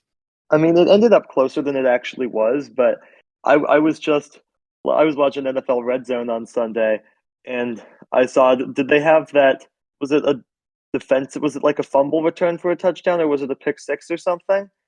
And then, in the span of about 5 minutes, the Cowboys kicked a field goal, got a pick six, blocked a punt for a safety. That was the punt block. Almost returned the kickoff, scored a touchdown, forced another 3 and out, and then scored again. You're right. It was the block punt for a safety. I saw that, and then 1 minute later, I see that the Cowboys are in the red zone again, and I'm just like, wait, are you showing me a replay here, or what's going on? They started out very strong. Rams, they got on the board late, but it was garbage time at that point anyway. But Charlie, the bigger question for the Rams now, though, who's actually, they've looked pretty competitive so far this year, a lot more competitive than I think some of us thought they would be. But now they're down their quarterback. Matthew Stafford got injured. What should the Rams do? See if you can sign Baker Mayfield again. It worked last time. It did, but the Buccaneers, they started out strong, but they're now kind of in free fall. Like we discussed that loss to the Bills. They've lost, I believe, 3 straight now. Things aren't looking good there. I mean, it's possible, but what do you have to give up to get him? He's actually looked decent this year. Yeah, he has. And, I will say, someone who I do think that they could be able to sign, if they can get him, Jameis Winston, I feel like would be a great option in that offense. I know he throws a lot of picks, but that touchdown production is there, and if that defense, especially with Aaron Donald, can hold, I like the idea of sending Jameis Winston to the Rams. Well, what have you thought about how long Stafford's going to be out? Yeah, I'm actually not sure exactly how long he is out for, but he did miss nearly all of last season with injuries. I know he came back and played a couple of those games, but he really did not look himself last season. And injuries have kind of always been a problem for him throughout his career, I feel like. Yeah, absolutely. Now let's move on to a game that, Will Levis just came out of nowhere. Yeah, exactly. Charlie, the Titans, they beat the Falcons. Ryan Tannehill was injured, so the Titans decided to do something I've never seen before that I found quite stupid, to be honest, which was like a platoon quarterback situation. Some of the plays they'd have Will Levis in, some of the plays Malik Willis. And Charlie, after one game, I think it's safe to say which of them will be getting more snaps going forward and which of them will be getting less. Yes, Will Levis, 4 touchdowns, 3 of which were to DeAndre Hopkins. Really impressive. I will admit that first one was absolutely pass interference, but it wasn't called. Sure. But and then at the same time, Desmond Ridder for the Falcons, he goes down as well. This is a bad week to be a quarterback. We've already discussed 3, and Charlie, I believe we have 2 more to go, which we'll get to in a minute. Move on to the battle of the number 1 pick and the number 2 pick in this year's draft. Bryce Young and the Panthers facing off against C.J. Stroud and the Texans. And Charlie, it was number 1 that came out on top. Panthers finally get a win this season on a walk-off field goal. What are your thoughts? Yeah, this was a good win for the Panthers, but you do really have. But if you're really looking at Stroud and Young, I would say that Young certainly has more weapons around him. Yeah, I think C.J. Stroud in the long run is going to be the better quarterback, but if they both don't pull an Anthony Richardson, these two, I can already see that they very well have the potential to have some long careers and some historic moments for both of these franchises. I feel the same way about Richardson, though, honestly. I mean, obviously he's injured right now, but he looked pretty good before his injury this season. He did. Now, as for some games with really not too much importance. Saints take down the Colts. Saints offense finally woke up a little bit, but overall, I don't think this game really has too much importance. These two teams both on the outside looking into the playoff picture. Saints could have division odds still, though, with that division looking not good. Now, for a game with a little bit more significance, Steelers and Jaguars. The Jaguars are scrappy. They find a way to win, but absolute disaster for the Steelers. Down goes Kenny Pickett. What's their plan? Cry, give up on the season. I mean, somehow they'll find a way to finish over 500 again because they have Mike Tomlin. Always did. Yeah, he always does. But Charlie, I'm more fascinated here by the Jacksonville Jaguars, who they started out rough, but have really turned things around. They're looking honestly kind of unstoppable at the moment. They're racking up some big wins. And you told me it was bad to pick them at number 3, didn't you? But the Chiefs are still better. Don't ask me what they did this week. Oh, speaking of which, Chiefs, yikes. 16 games is where the streak ends. The Broncos finally, mercifully get that win over the Chiefs that they have been waiting for. Wilson, he cooked. Mahomes had the flu and didn't play great. And also turned the ball over a bunch. There's no concern for them. They need to beat the Dolphins this weekend in Germany, and I have no doubt that they will. But just some other key games could do with showing up at their games again, because Travis Kelce was not great. Some other key games. The Vikings beat the Packers. Vikings won 4 straight, but is it fair to say that losing Kirk Cousins dooms their season?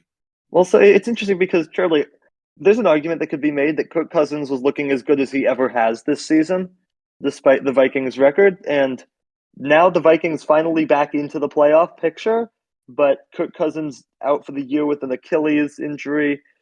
I can't see the Vikings recovering from that.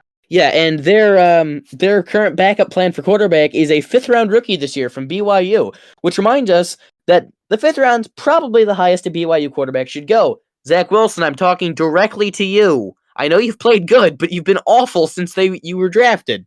Exactly. And Charlie, the Packers, though, Jordan Love, he started out looking pretty good, but recently has not at all looked, real bad. Just some other games quickly to get through just to wrap up this week. Chargers beat the Bears. That's not a surprise. Lions beat the Raiders. No real surprise there. Cardinals couldn't get it done against the Ravens. No surprise there.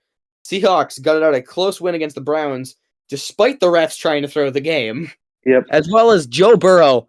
Oh, the Bengals are so back, and the 49ers are cooked. Oh, yeah. The 49ers, their bye week could not come at a better time. They need to get things back on track right now. They've lost 3 straight to some bad teams. The Bengals, Joe Burrow, every year he does this thing. He doesn't start out well, probably because he always starts out the season injured. Then he always picks it up and gets going just in time. They've still got a little bit of ground to make up in that division race, but I think it's definitely possible that they do it. Now, let's move to a story that we probably should have covered last week if we had an episode. Baseball's over. We have a World Series champion. It's the Rangers. Who saw this coming? At the beginning of the season, no one, but as the season progressed, that offense just began to look completely legit. There were clear issues on the pitching side, Charlie, but they were able to overcome them in the World Series, winning 6-5 in game number 1 in 11 innings, a huge walk-off home run by Adolis Garcia. Diamondbacks, they took game 2 in massive fashion, 9-1. Rangers won game 3, won game 4, and shut out the Diamondbacks in game 5, 5-0. Charlie, they went a perfect 11-0 on the road this postseason. That is ridiculous. No, it's absolutely incredible what they've done. And Corey Seager, he was named the World Series MVP, a ridiculous series.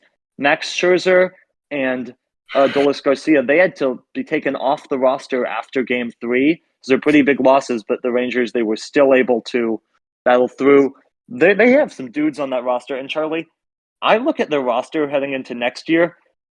I don't see how they do not win the AL West, right? They're still going to have Seager. They're still going to have Semien. Still going to have Garcia, Heim, a great player behind the plate. They're going to have Josh Young still at third base, and he's only going to get better. Evan Carter, he's going to get to play a full season. We'll probably see Wyatt Langford at some point, possibly at the beginning of the year. The pitching staff, we'll see if DeGrom and Scherzer can be healthy. But if they can, then that's arguably the best pitching staff in the league. This could be one of the all-time great teams, I feel like, next year, Charlie. And they could still sign Ohtani. Yeah, they're absolutely in the running for that, too. This is ridiculous. Absolutely. Let's start with the NFL, and let's kind of just go through these games, Charlie. Let's start with the Bengals and the Ravens. The Ravens getting a huge win, 34-20. And the Bengals, Charlie, they're losing Joe Burrow for the entire season. Yes. Now, something interesting, though, is could Browning do something very similar to what Brock Purdy did last year? No. I mean, Jake Browning, he's been a backup for several years, right? Like, I doubt he's going to do much. Like, generally, like, maybe if you're a backup and you're still really young, then you have a chance, but Browning is not that anymore. He's been sitting on the bench for a long time. I just don't see him doing anything. Otherwise, he probably would have at least gotten some game action before now. Fair point. Some other games this week, the Browns snuck by the Steelers. The Steelers, I believe, got outgained again. Yes, but Deshaun Watson.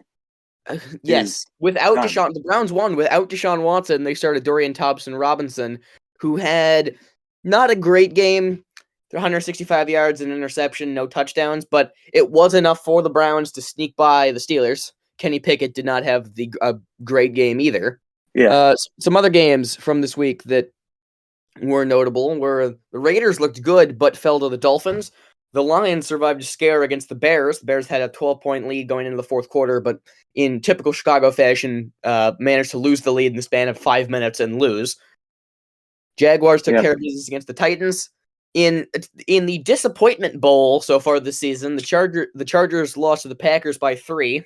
Cardinals, in one of the most, if you looked at the beginning of the season and you told me that Cardinals-Texans would be a pretty good game, I wouldn't have believed you. This was a pretty decent game. Cardinals, of course, are a better team than the record shows by a lot. And I'm going to be real. I think CJ Stroud didn't have a great game. 2 touchdowns, 3 interceptions, 336 yards. This man needs to win MVP.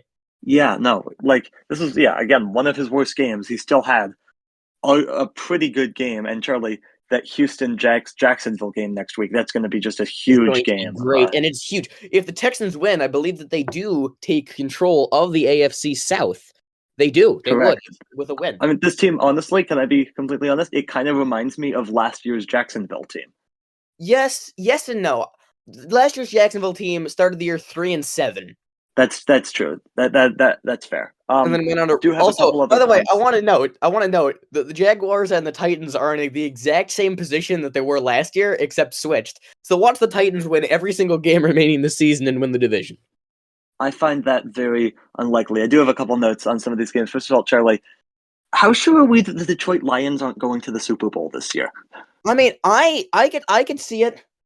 The one thing that does concern me with them is the fact that in the games that they've really, really needed to win, they just have not been able to do it. I mean, let's look at their schedule so far. They beat the Chiefs. They lost to Seattle. They beat the Chiefs only because the Chiefs wide receivers refused to catch a pass. Lost to the Seahawks in overtime. Admittedly, in that game, whoever got the ball first in overtime would win the game. Yep. They got their other loss. They got smashed by Baltimore. Yeah. So they have some work. To be fair, Baltimore also annihilated Seattle a few weeks later. So Baltimore, is Baltimore the 1 seed in the AFC right now? With the Chiefs' loss, they might be. Yes, they are. Yeah. Yes, they are. Charlie, the Los Angeles Chargers, they feel like they're just too talented of a team to be this bad. Is it simply just a coaching problem? I mean, we know that they should have fired Staley a long time ago. Yes, I want to state, by the way, real quick. Yeah. This team is in 14th place in the AFC. The only teams that they're better than are the Titans and the absolute fire that is the New England Patriots. Yeah. Yeah, it's a disaster. It's a complete Speaking of which, the Patriots didn't lose this week because they were on bye. Yeah, they were on a bye week this week. What else happened?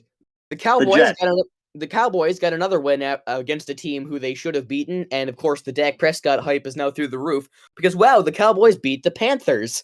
Yeah, I mean the Cowboys. I don't know if they're pretenders, but I still don't necessarily think that they're as good as their record shows. I mean, sure, when they win, they're just beating up on teams, but they've lost some games to good teams, and they've also lost some games that they just shouldn't have lost. I do want to talk about the Jets, though, Charlie. Zach Wilson is not only benched; he's now the third string. He's the third string behind Tim Boyle and Trevor Siemian. That's very sad. I really quick want to get to the Cowboys just real quick. Here's the game. Their wins this season are against the Giants, the Jets, the Patriots, the Chargers, the Rams, and the Giants again, and the Panthers. Their losses are against the Eagles, the Cardinals, and a blowout against the 49ers. Yeah. So, do we have any confidence that they can beat the Eagles on December 10th? No. Are they going to be able to beat Seattle at home on Thursday? Maybe. And then can they beat the Lions again? Maybe. And then they also have the Dolphins, which is going to be tough. And they have the Bills, who will finally look like maybe they're getting back on. Admittedly, playing the Jets isn't that hard. That game was a blowout, 32-6. Which was was that a scoregami this week? I don't know. I do want to say though, Charlie, the Cowboys, they will have played a game between when we're taping this and when this episode's released. They play on Thanksgiving against the Commanders, Lions. They also play on Thanksgiving, Seahawks and the 49ers. They play in primetime on Thanksgiving. And they play the Packers on Thanksgiving, the Lions do. Yes. By the way, that Seahawks game. It was not a scoregami. Okay, then Charlie, that Seahawks game against the Rams, they held a lead for a while. Geno Smith was injured, and in the second half, Drew Lock came on, was just absolutely terrible. Rams came back, took the lead. Geno Smith did get out onto the field to try to attempt the game-winning drive to get into field goal range. He did his job. He got into field goal range, but then Jason Myers, he missed the long field goal. He had already made 2+ 50-yard field goals that game, so it's kind of hard to hold this one against him. But there was some bad play calling, bad time management on both sides, and absolutely terrible officiating. Yeah, now I will say, I have seen a lot of Seahawks fans panicking because we have a very tough next 4 games. However, we have the 49ers at home. The Niners haven't looked that good recently. I know they blew out Jacksonville. I don't think Jacksonville is maybe that good. And they beat an okay Buccaneers team. And then after that, Seattle has a really tough game against the Cowboys, but I don't think the Cowboys I don't think are that good either. And then they have the 49ers again. I don't think they can beat the Niners at home. I mean, I think that's a loss. I don't think they're going to beat the Eagles. But then after that, they have the Titans, who are awful. They have the Steelers, who are weird, and I think will win because that game's at home. And then we finish the season against the Cardinals. So I think, objectively, I think we may finish 10-7 or 11-6. Yeah, I think 11-6 is probably the best you can hope for, and even that seems like a prayer. I don't see them going 5-2. I think 4-3 is kind of what you have to aim for, but 10-7 should probably get you into the postseason. I think 10-7 puts you in the playoffs. Division win. Puts you in the playoffs. Considering the 49ers have struggled, it might be enough to win the division, depending on what the 49ers do. I kind of doubt that. We'll see. One of the weird things that I want to say. Are the Broncos about to make the playoffs? I don't know if I'll go that far. Their schedule is still, it's not easy, and Minnesota, I mean, sure. I would argue the Josh Dobbs hype was going to die at some point, but the Cleveland and Houston the next 2 weeks, that could really, I mean, that I think will kind of make or break their season. Then they have the Chargers twice more. They also have the Patriots and the Raiders and the Lions, but I could see them winning 9 games. Maybe 10. But the question is, which I think 10 would put them in the playoffs. I don't think 9 would. Let's look at the AFC. I think the Dolphins are going to run away with that with the East. Yeah. I think the Bills will maybe get in the playoffs. Maybe. Yeah. I think the Ravens are in. I think the Browns are in. Yeah. And I think it's going to be. It's going to be close. I think one of either Jacksonville or Houston doesn't make the playoffs. That might be the case. We'll see. I mean that would be absolutely brutal. So, I mean, I think it's just the Texans have a very easy schedule the rest of the way. They have Jacksonville next week. That's the thing that will really make or break their season. But then they have Denver, the Jets, the Titans, the Browns, the Titans again, and the Colts. Yeah, there's some fairly easy games in there. That's for Yeah, sure. I think really. Yeah, I mean, if you look at the losses that the Texans have this season, they got blown up by the Ravens in the first week of the season, which wasn't really a surprise. They lost to the Colts in week 2 in a close one. Close. I say 11. They dropped 2 really not great games against the Falcons and Panthers, but they do have clutch wins over the Saints, Buccaneers, and Cardinals and Bengals, and they blew out the Steelers. Yeah. And finally, All right, this NFL we need to segment, move on. we got to talk about that Super Bowl rematch. The Chiefs receivers can't catch at No, all. they can't. Mahomes was throwing it perfectly. Mahomes was fine. Also, the Chiefs lost because Taylor Swift wasn't there. You cannot convince me otherwise. Sure, obviously. But yeah, Patrick Mahomes, I mean, the game honestly proved to me that he's still the best quarterback in the league. He was putting it right on his receivers' hands, the deep ball to the end zone, the 4th down and long play, both perfect throws on that final drive that the receivers just could not hold on to. You got to wonder why.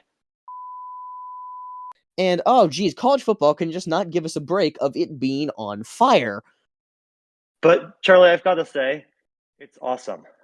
It is really awesome. Let's start with the game of the week, the one that everyone was looking forward to all season, the game between Michigan and Ohio State in Ann Arbor. And, Charlie, Ryan Day, what are you doing, my guy? Like, it was a pretty pathetic performance from a coaching standpoint. His team was more talented, but he got outcoached by an assistant coach, and that is rough as Michigan wins that game 30-24. Yeah, really unfortunate for Ohio State. Marching down the field right at the end of the game. Bad throw, gets intercepted with 30 seconds left. Really, what could have been for them? And now certainly if the conference championships all go to the higher seed, which of course some of them won't, considering just how crazy this season has been, I think really, unless something crazy happens, Ohio State is out. Yeah, we'll get to some scenarios in a minute. But Charlie, I did just want to mention one more thing about the game, which is that it will never have stakes as high as the ones it had this year. That will never happen again, because this year both teams were 11-0. Winner goes to the Big Ten championship. Loser does not. Next year, Big Ten, they're getting rid of divisions. If both teams are 11-0 heading into the game next year, they'll rematch in Chicago. That's just like 1 week later. That's going to take away so much of the stakes. It's the first game. It's just not going to matter that much, and then the stakes in terms of the college football playoff will be way lower too, because it'll be 12 teams. Charlie, the stakes of this game were so high as they've ever been, and as high as they will ever be, and that is what made this game so incredible. Yeah, if we're talking about stakes, then I think the other one that we have to highlight was the Apple Cup. Washington trying to get their first undefeated season since 1991 when they won the championship. They got some help, but they got it done. Yes, they did. They got some help from the refs, who have been pretty keen to help them for much of the season. But Washington did win. It was a lot closer than it should have been, but at the same time, it's a rivalry game. I'm sure that there were some hard feelings on the Wazoo side, given that they are being left behind in what remains of the Pac-12, which is, of course, the Pac-2. But Washington, they became the first team in Pac-12 history since it expanded to 12 teams to win, to go 12-0 in the regular season. And it will never happen again, because the Pac-12 is, well, at least as we know it, over. Want to talk about some more rivalry games. I think we'll start in the Big Ten. We'll start with that Iowa-Nebraska game, Charlie. Over-under was historically low, 24.5. And you want to take a guess at which way it went? They got the under again, presumably. Yep, 13-10, the final score in favor of Iowa. They just keep winning games. They're going to Chicago to face off against Michigan. I don't think that Iowa's going to win that game. In fact, I would be shocked if they were. But what they've done this season is actually pretty impressive. Now, hopefully, they can actually build an offense next year. Michigan State, Charlie, it's been a rough season for them. They lost to Penn State 42-0, just an absolute disaster. Purdue, another disappointing season after making the Big Ten championship last year. But they do end it with a win over Indiana in that big rivalry. Northwestern went back and forth with Illinois in that big rivalry. Ended up being Northwestern who ended Illinois' bid for a bowl game. Minnesota, they were also bidding for a bowl game, but lost to Wisconsin. However, they'll still go to a bowl game as the only 5-7 team to go, as there were not enough teams. And Maryland beat Rutgers, Charlie. Thoughts on any of those games? Yes, you mentioned the fact that there weren't enough bowl-eligible teams, and because of that, guess who was going bowling? James Madison. Jacksonville State and James Madison, both going bowling, and what is, well, definitely a big deal for those two programs that are still transitioning to the FBS level. I wanted to talk about one Group of Five game that in particular is Tulane and UTSA. Tulane coming out on top. In that one, they will face off against SMU in the AAC championship. That game could end up deciding who gets a New Year's Six bid from the Group of Five. So Pac-12 rivalries, Charlie, that we didn't mention. Oregon, a big win over Oregon State. They're blowing everyone out, Charlie, right now. They're a dangerous team. Yeah, they are absolutely dangerous right now. And and then Arizona, that's another big one. They blew expectations out of the water. They win their rivalry game against Arizona State. They end up 9-3 on the year and probably going to a pretty big bowl game, Charlie. Yes, most likely they are. But let's get to, without further ado, I want to get to what will be the game of the week next week. And that is Washington, Oregon in Las Vegas. Friday night, the final Pac-12 Friday night game. And, it's the Pac-12 and anything can happen on a Friday.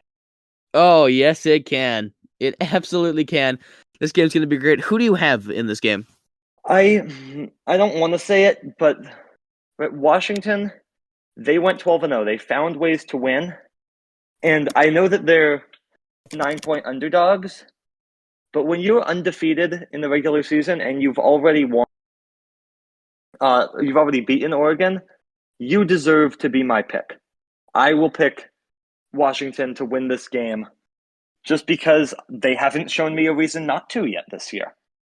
What about you? Yeah, absolutely. I think the Huskies might pull this off, but what I've said about this game is the Huskies are either going to win by 3 or lose by like 28. Yeah, no, that is very possible. Some other of the Pac-12 games, Stanford, they got absolutely destroyed by Notre Dame, unsurprisingly. Utah beat Colorado, Coach Prime Charlie ending up 4-8 after a 3-0 start. That is absolutely brutal. And then Cal beating UCLA. Let's move on to the Big 12.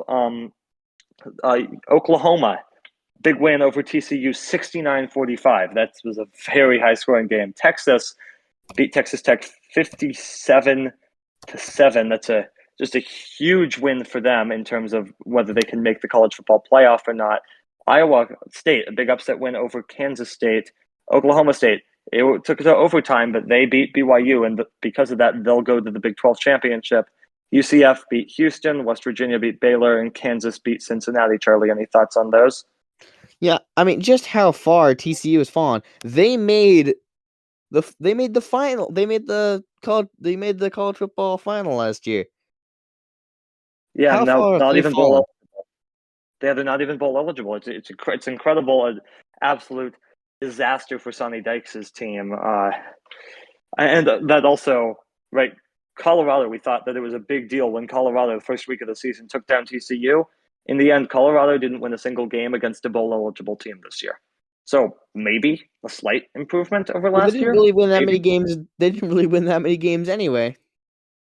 No, and none of them ended up being impressive. It looked like the TCU one was at first, but it's just not anymore. Some ACC and SEC games. Miami, big win over Boston College, nice way to round out their season. And then SEC, ACC battle. Georgia, unsurprisingly, beat Georgia Tech, although it was a lot closer than it should have been. And then Charlie, Florida State and Florida.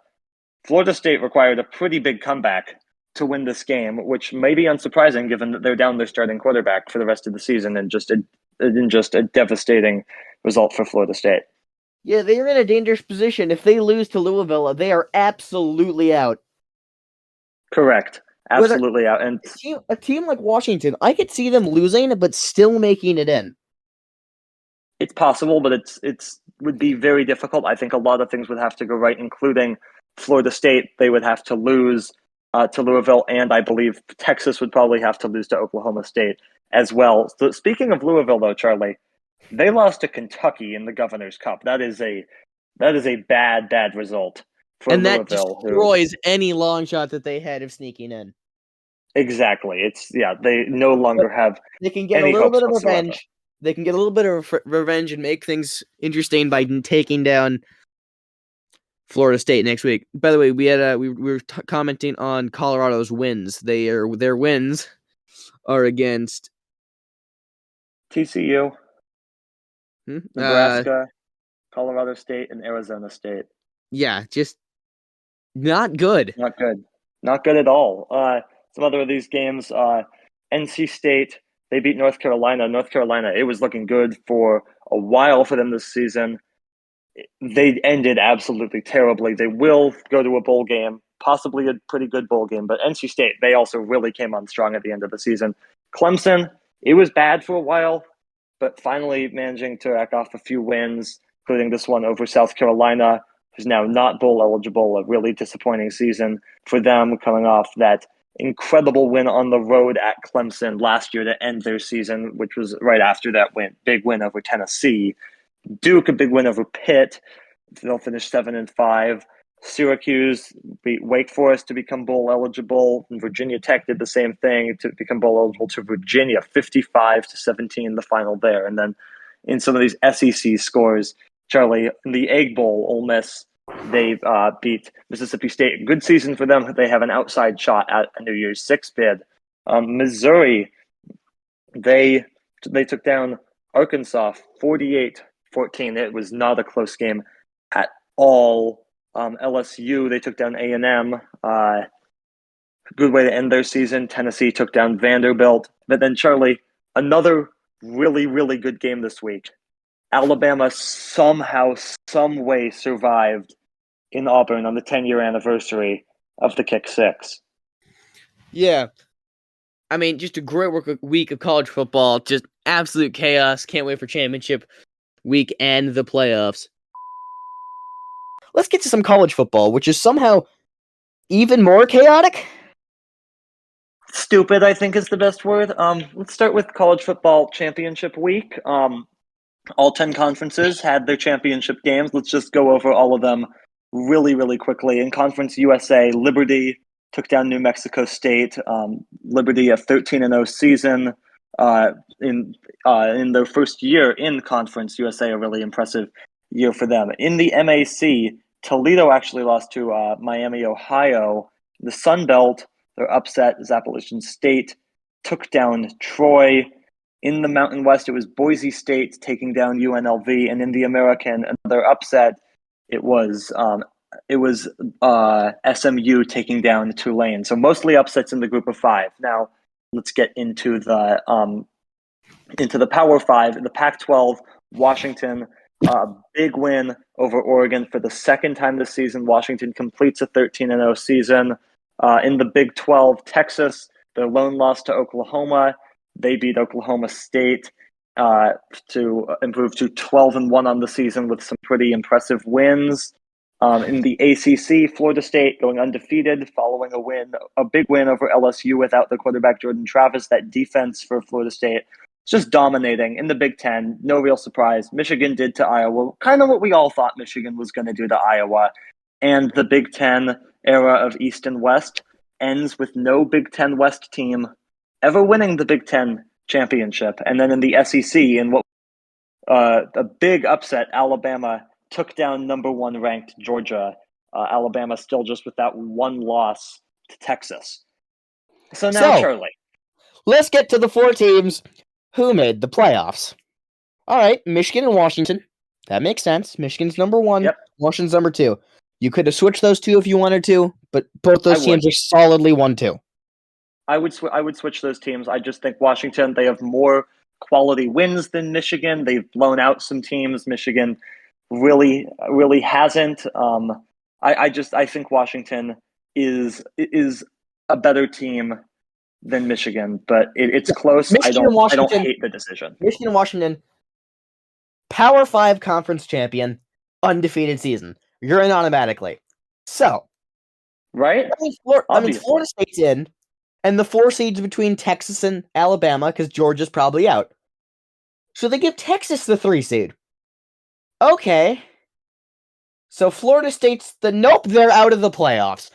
Because number 4 is Alabama. Did the committee get this right? You can't leave out the SEC. Did this committee get this right? This decision, Charlie, made a mockery of the entire sport of college football. What is the point of playing the games when a team like Florida State, undefeated, 13-0, Power 5 conference champions, they won the ACC, they missed the playoffs? How? How? Okay, you want to say, oh, it's the best team and not the most deserving team? Well, how is best team defined? Is it just completely arbitrary? No, there's specific criteria for who the best team is. And Florida State was better than Alabama in those criteria. And they were better than Texas too. And you know how I know that this is completely ridiculous. Entering the week, Florida State was ranked 4, Texas 7, Alabama 8. Oregon was ranked 5, Ohio State 6. Oregon with the loss was obviously going to drop, and Ohio State, they didn't play, so they were obviously going to drop behind Texas and Alabama, who both won Power 5 conferences, right? That's fair. So just for the purposes of this conversation, let's say that Florida State was 4, Texas was 5, Alabama was 6. Maybe you can argue that Alabama should have jumped Florida State. Maybe.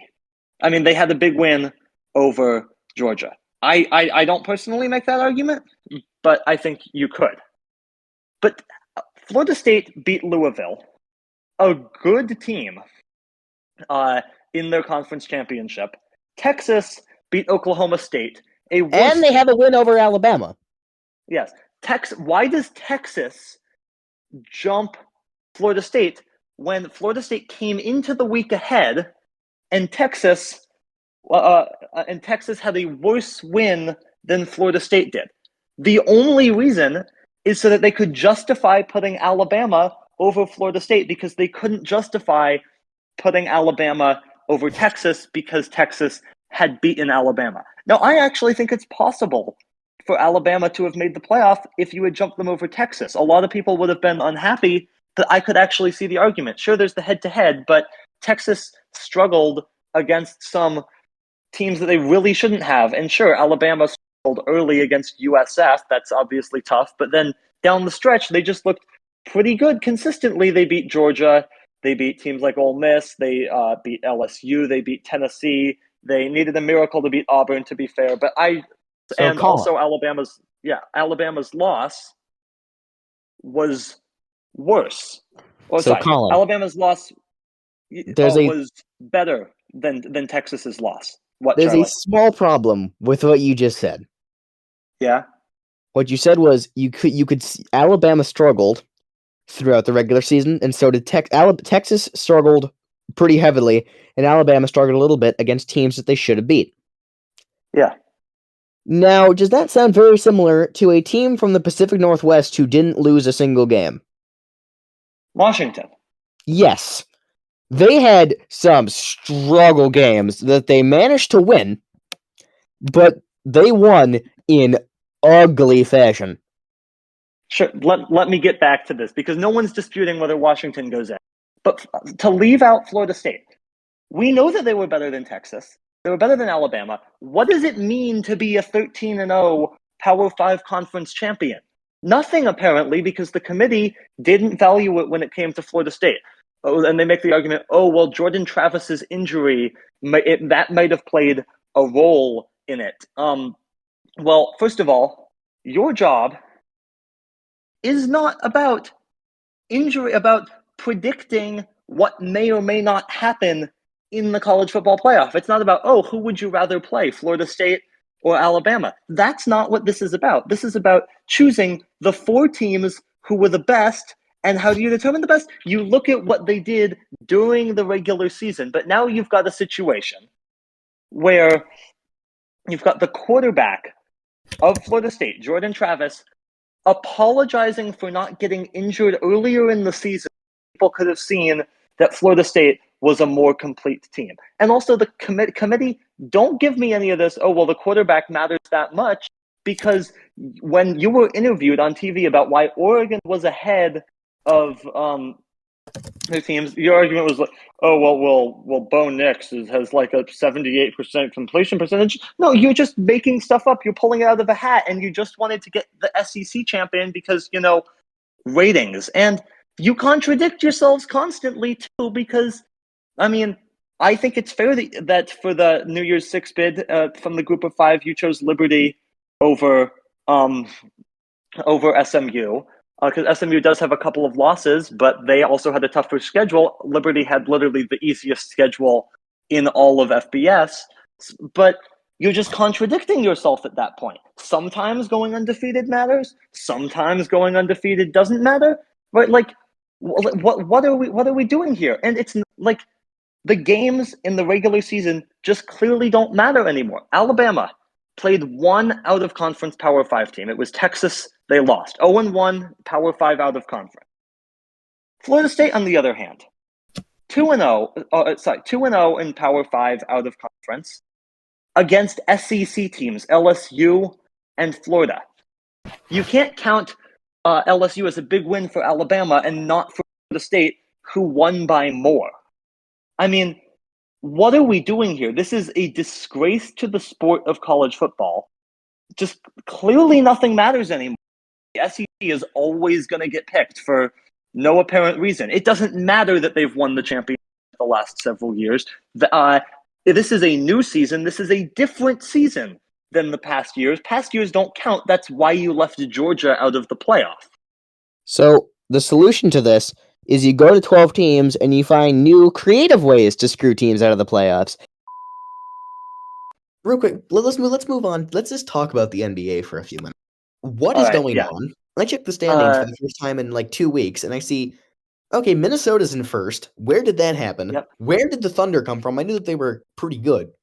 But second in the West? The Mavericks came out of nowhere. I haven't been paying attention to them. The Grizzlies are awful, and the Warriors are not even in the play-in? I think some of it makes sense. I think that the Thunder, it actually makes some sense. We've seen what they've been building the last couple of years. They're a team on the rise. I don't know if I expected them to be 16-8 this quickly, but they are. They're. It was clear to me that they were going to be a playoff team this year, at least. The Mavericks makes some sense. They have Luka Doncic. The Grizzlies, I expect that they'll be better with Ja Morant back, but I don't think that'll fix all of the issues. Again, they're 6-18. That is horrifically bad. And the Warriors, they're pretty bad. And Charlie, Draymond Green, after clubbing another guy in the head, he's suspended indefinitely, and rightfully so. Let's take a look at the Warriors for a minute. You got Curry, who's still putting up great numbers, but is getting old. Absolutely. Klay Thompson is washed. He's still really good, though. Klay Thompson is done. Yes. Draymond Green cannot stop getting suspended/ejected. Correct. And that team, I can't name a single player off their bench. I can, but only because I'm a fan of them. Like it's a bunch of nobodies. At least they had the goodwill, Charlie, to trade Jordan Poole, who, if we talk about the Wizards, they are awful. Awful, awful, awful. 4-21, nearly as bad as the Pistons are, just as bad as the San Antonio Spurs are. And Jordan Poole has been just putting up brick after brick, but hey, he keeps shooting. So more power to him, I guess. Well, Maybe he'll eventually learn how to do it correctly. Let's talk about some of these teams that I know we are not even halfway through the season yet, but the teams that are on the fringe and are going to be borderline when it comes to making the playoffs and playing. What are your thoughts on the Nets? They're fine. They're going to be a play-in team. That's kind of what I expected at the beginning of the season. Nothing that they've done since then has changed my mind. They're fine. They're mediocre. What's happening in Phoenix? Because that big three has played, I believe, 24 minutes together all season. I mean, I don't kind of like what happened in Brooklyn with a different core. And I mean, wait a minute, that one also has Kevin Durant in it. Exactly. No, that's why I brought it up. Nothing against Booker and Beal, who I love, and KD I have issues with about his, shall we say, work ethic when things aren't going so great. He loves forming super teams, we'll put it that way. But yeah, I don't know. I mean, they haven't been bad exactly. They're 14-12. It's hard to say that they're bad, but they just haven't done what they should have done. I mean, I was looking at this team entering the season as a potential finals contender, potential NBA champion, and I mean, they still have plenty of time to get that put together, but I just haven't seen it so far. So we'll see. Lots of season left for them. All right, then I got to do something. Before we move on, I just want to play a little game with. There's a couple of teams that are pretty high in the standings right now, but we don't really know if they're truly this is where they should be. So we'll play a little game of are they for real or are they or are they just playing better than they should be right now? Orlando, pretender or contender? Yeah, pretty much. Orlando is a pretender. Not to say that what they're doing isn't impressive and it's not the start of something big. I just think we're a year too early. This kind of reminds me of, I don't know, the Cavs from 2 years ago, honestly, or even, I was going to say the Bulls from 2 years ago, except the Bulls then got injured, so it's not really a comparison. Reminds me of the Cavs from a couple of years ago. They were like 3 or 4 for most of the first half. Is that not what they did last year? No, last year they finished in 4 before losing to the Knicks. I mean, the Magic, could they be a play? I think that they'll be a play-in team this year, possibly, but they're clearly building something, and I really like Paul Caro, but I just don't think that they've quite put it all together yet, but time will tell. How about the Clippers? The Clippers somehow have like the team of like old guys that should all be washed by now, but are like somehow actually doing pretty well together. Like, Charlie, they scored, what was it, like over 150 points on Monday night when we're recording this against the Pacers. I mean, Harden's been actually playing decently. Kawhi's been playing decently. Paul George has been playing decently. I think that really the key with the Clippers is that they're all healthy. I have no clue whether that will continue because we've seen a lot of these guys consistently get injured or, James Harden get fat because he wants to be traded. All right. And then the final team for this is Dallas. Dallas is a contender. I mean, why is that? They might fall a little bit, but they'll be top 5, I think, at least in the West when all is said and done. I think I'm more concerned about the Timberwolves, but because they've shocked me, but I don't see them keeping up their 800 winning percentage for much longer. Yeah, I figured we'd talk more about them next year. And that will do it for part 2 of our Sports Year in Review. If you have not seen part 1 yet, make sure you go check that out. And make sure to subscribe to the C&C Talks podcast and go to our website, cctalks.com, for everything you need to know about the show. Call us with questions at 360-389-2630. Again, that's 360-389-2630. And of course, follow us on Twitter at CC Talks Podcast. We'll be back with Season 3 of C&C Talks on January 4th, but until then, enjoy the holiday season and have a happy new year. For our production team of Morris and Zack, I'm Colin. I'm Charlie, and we'll see you next year.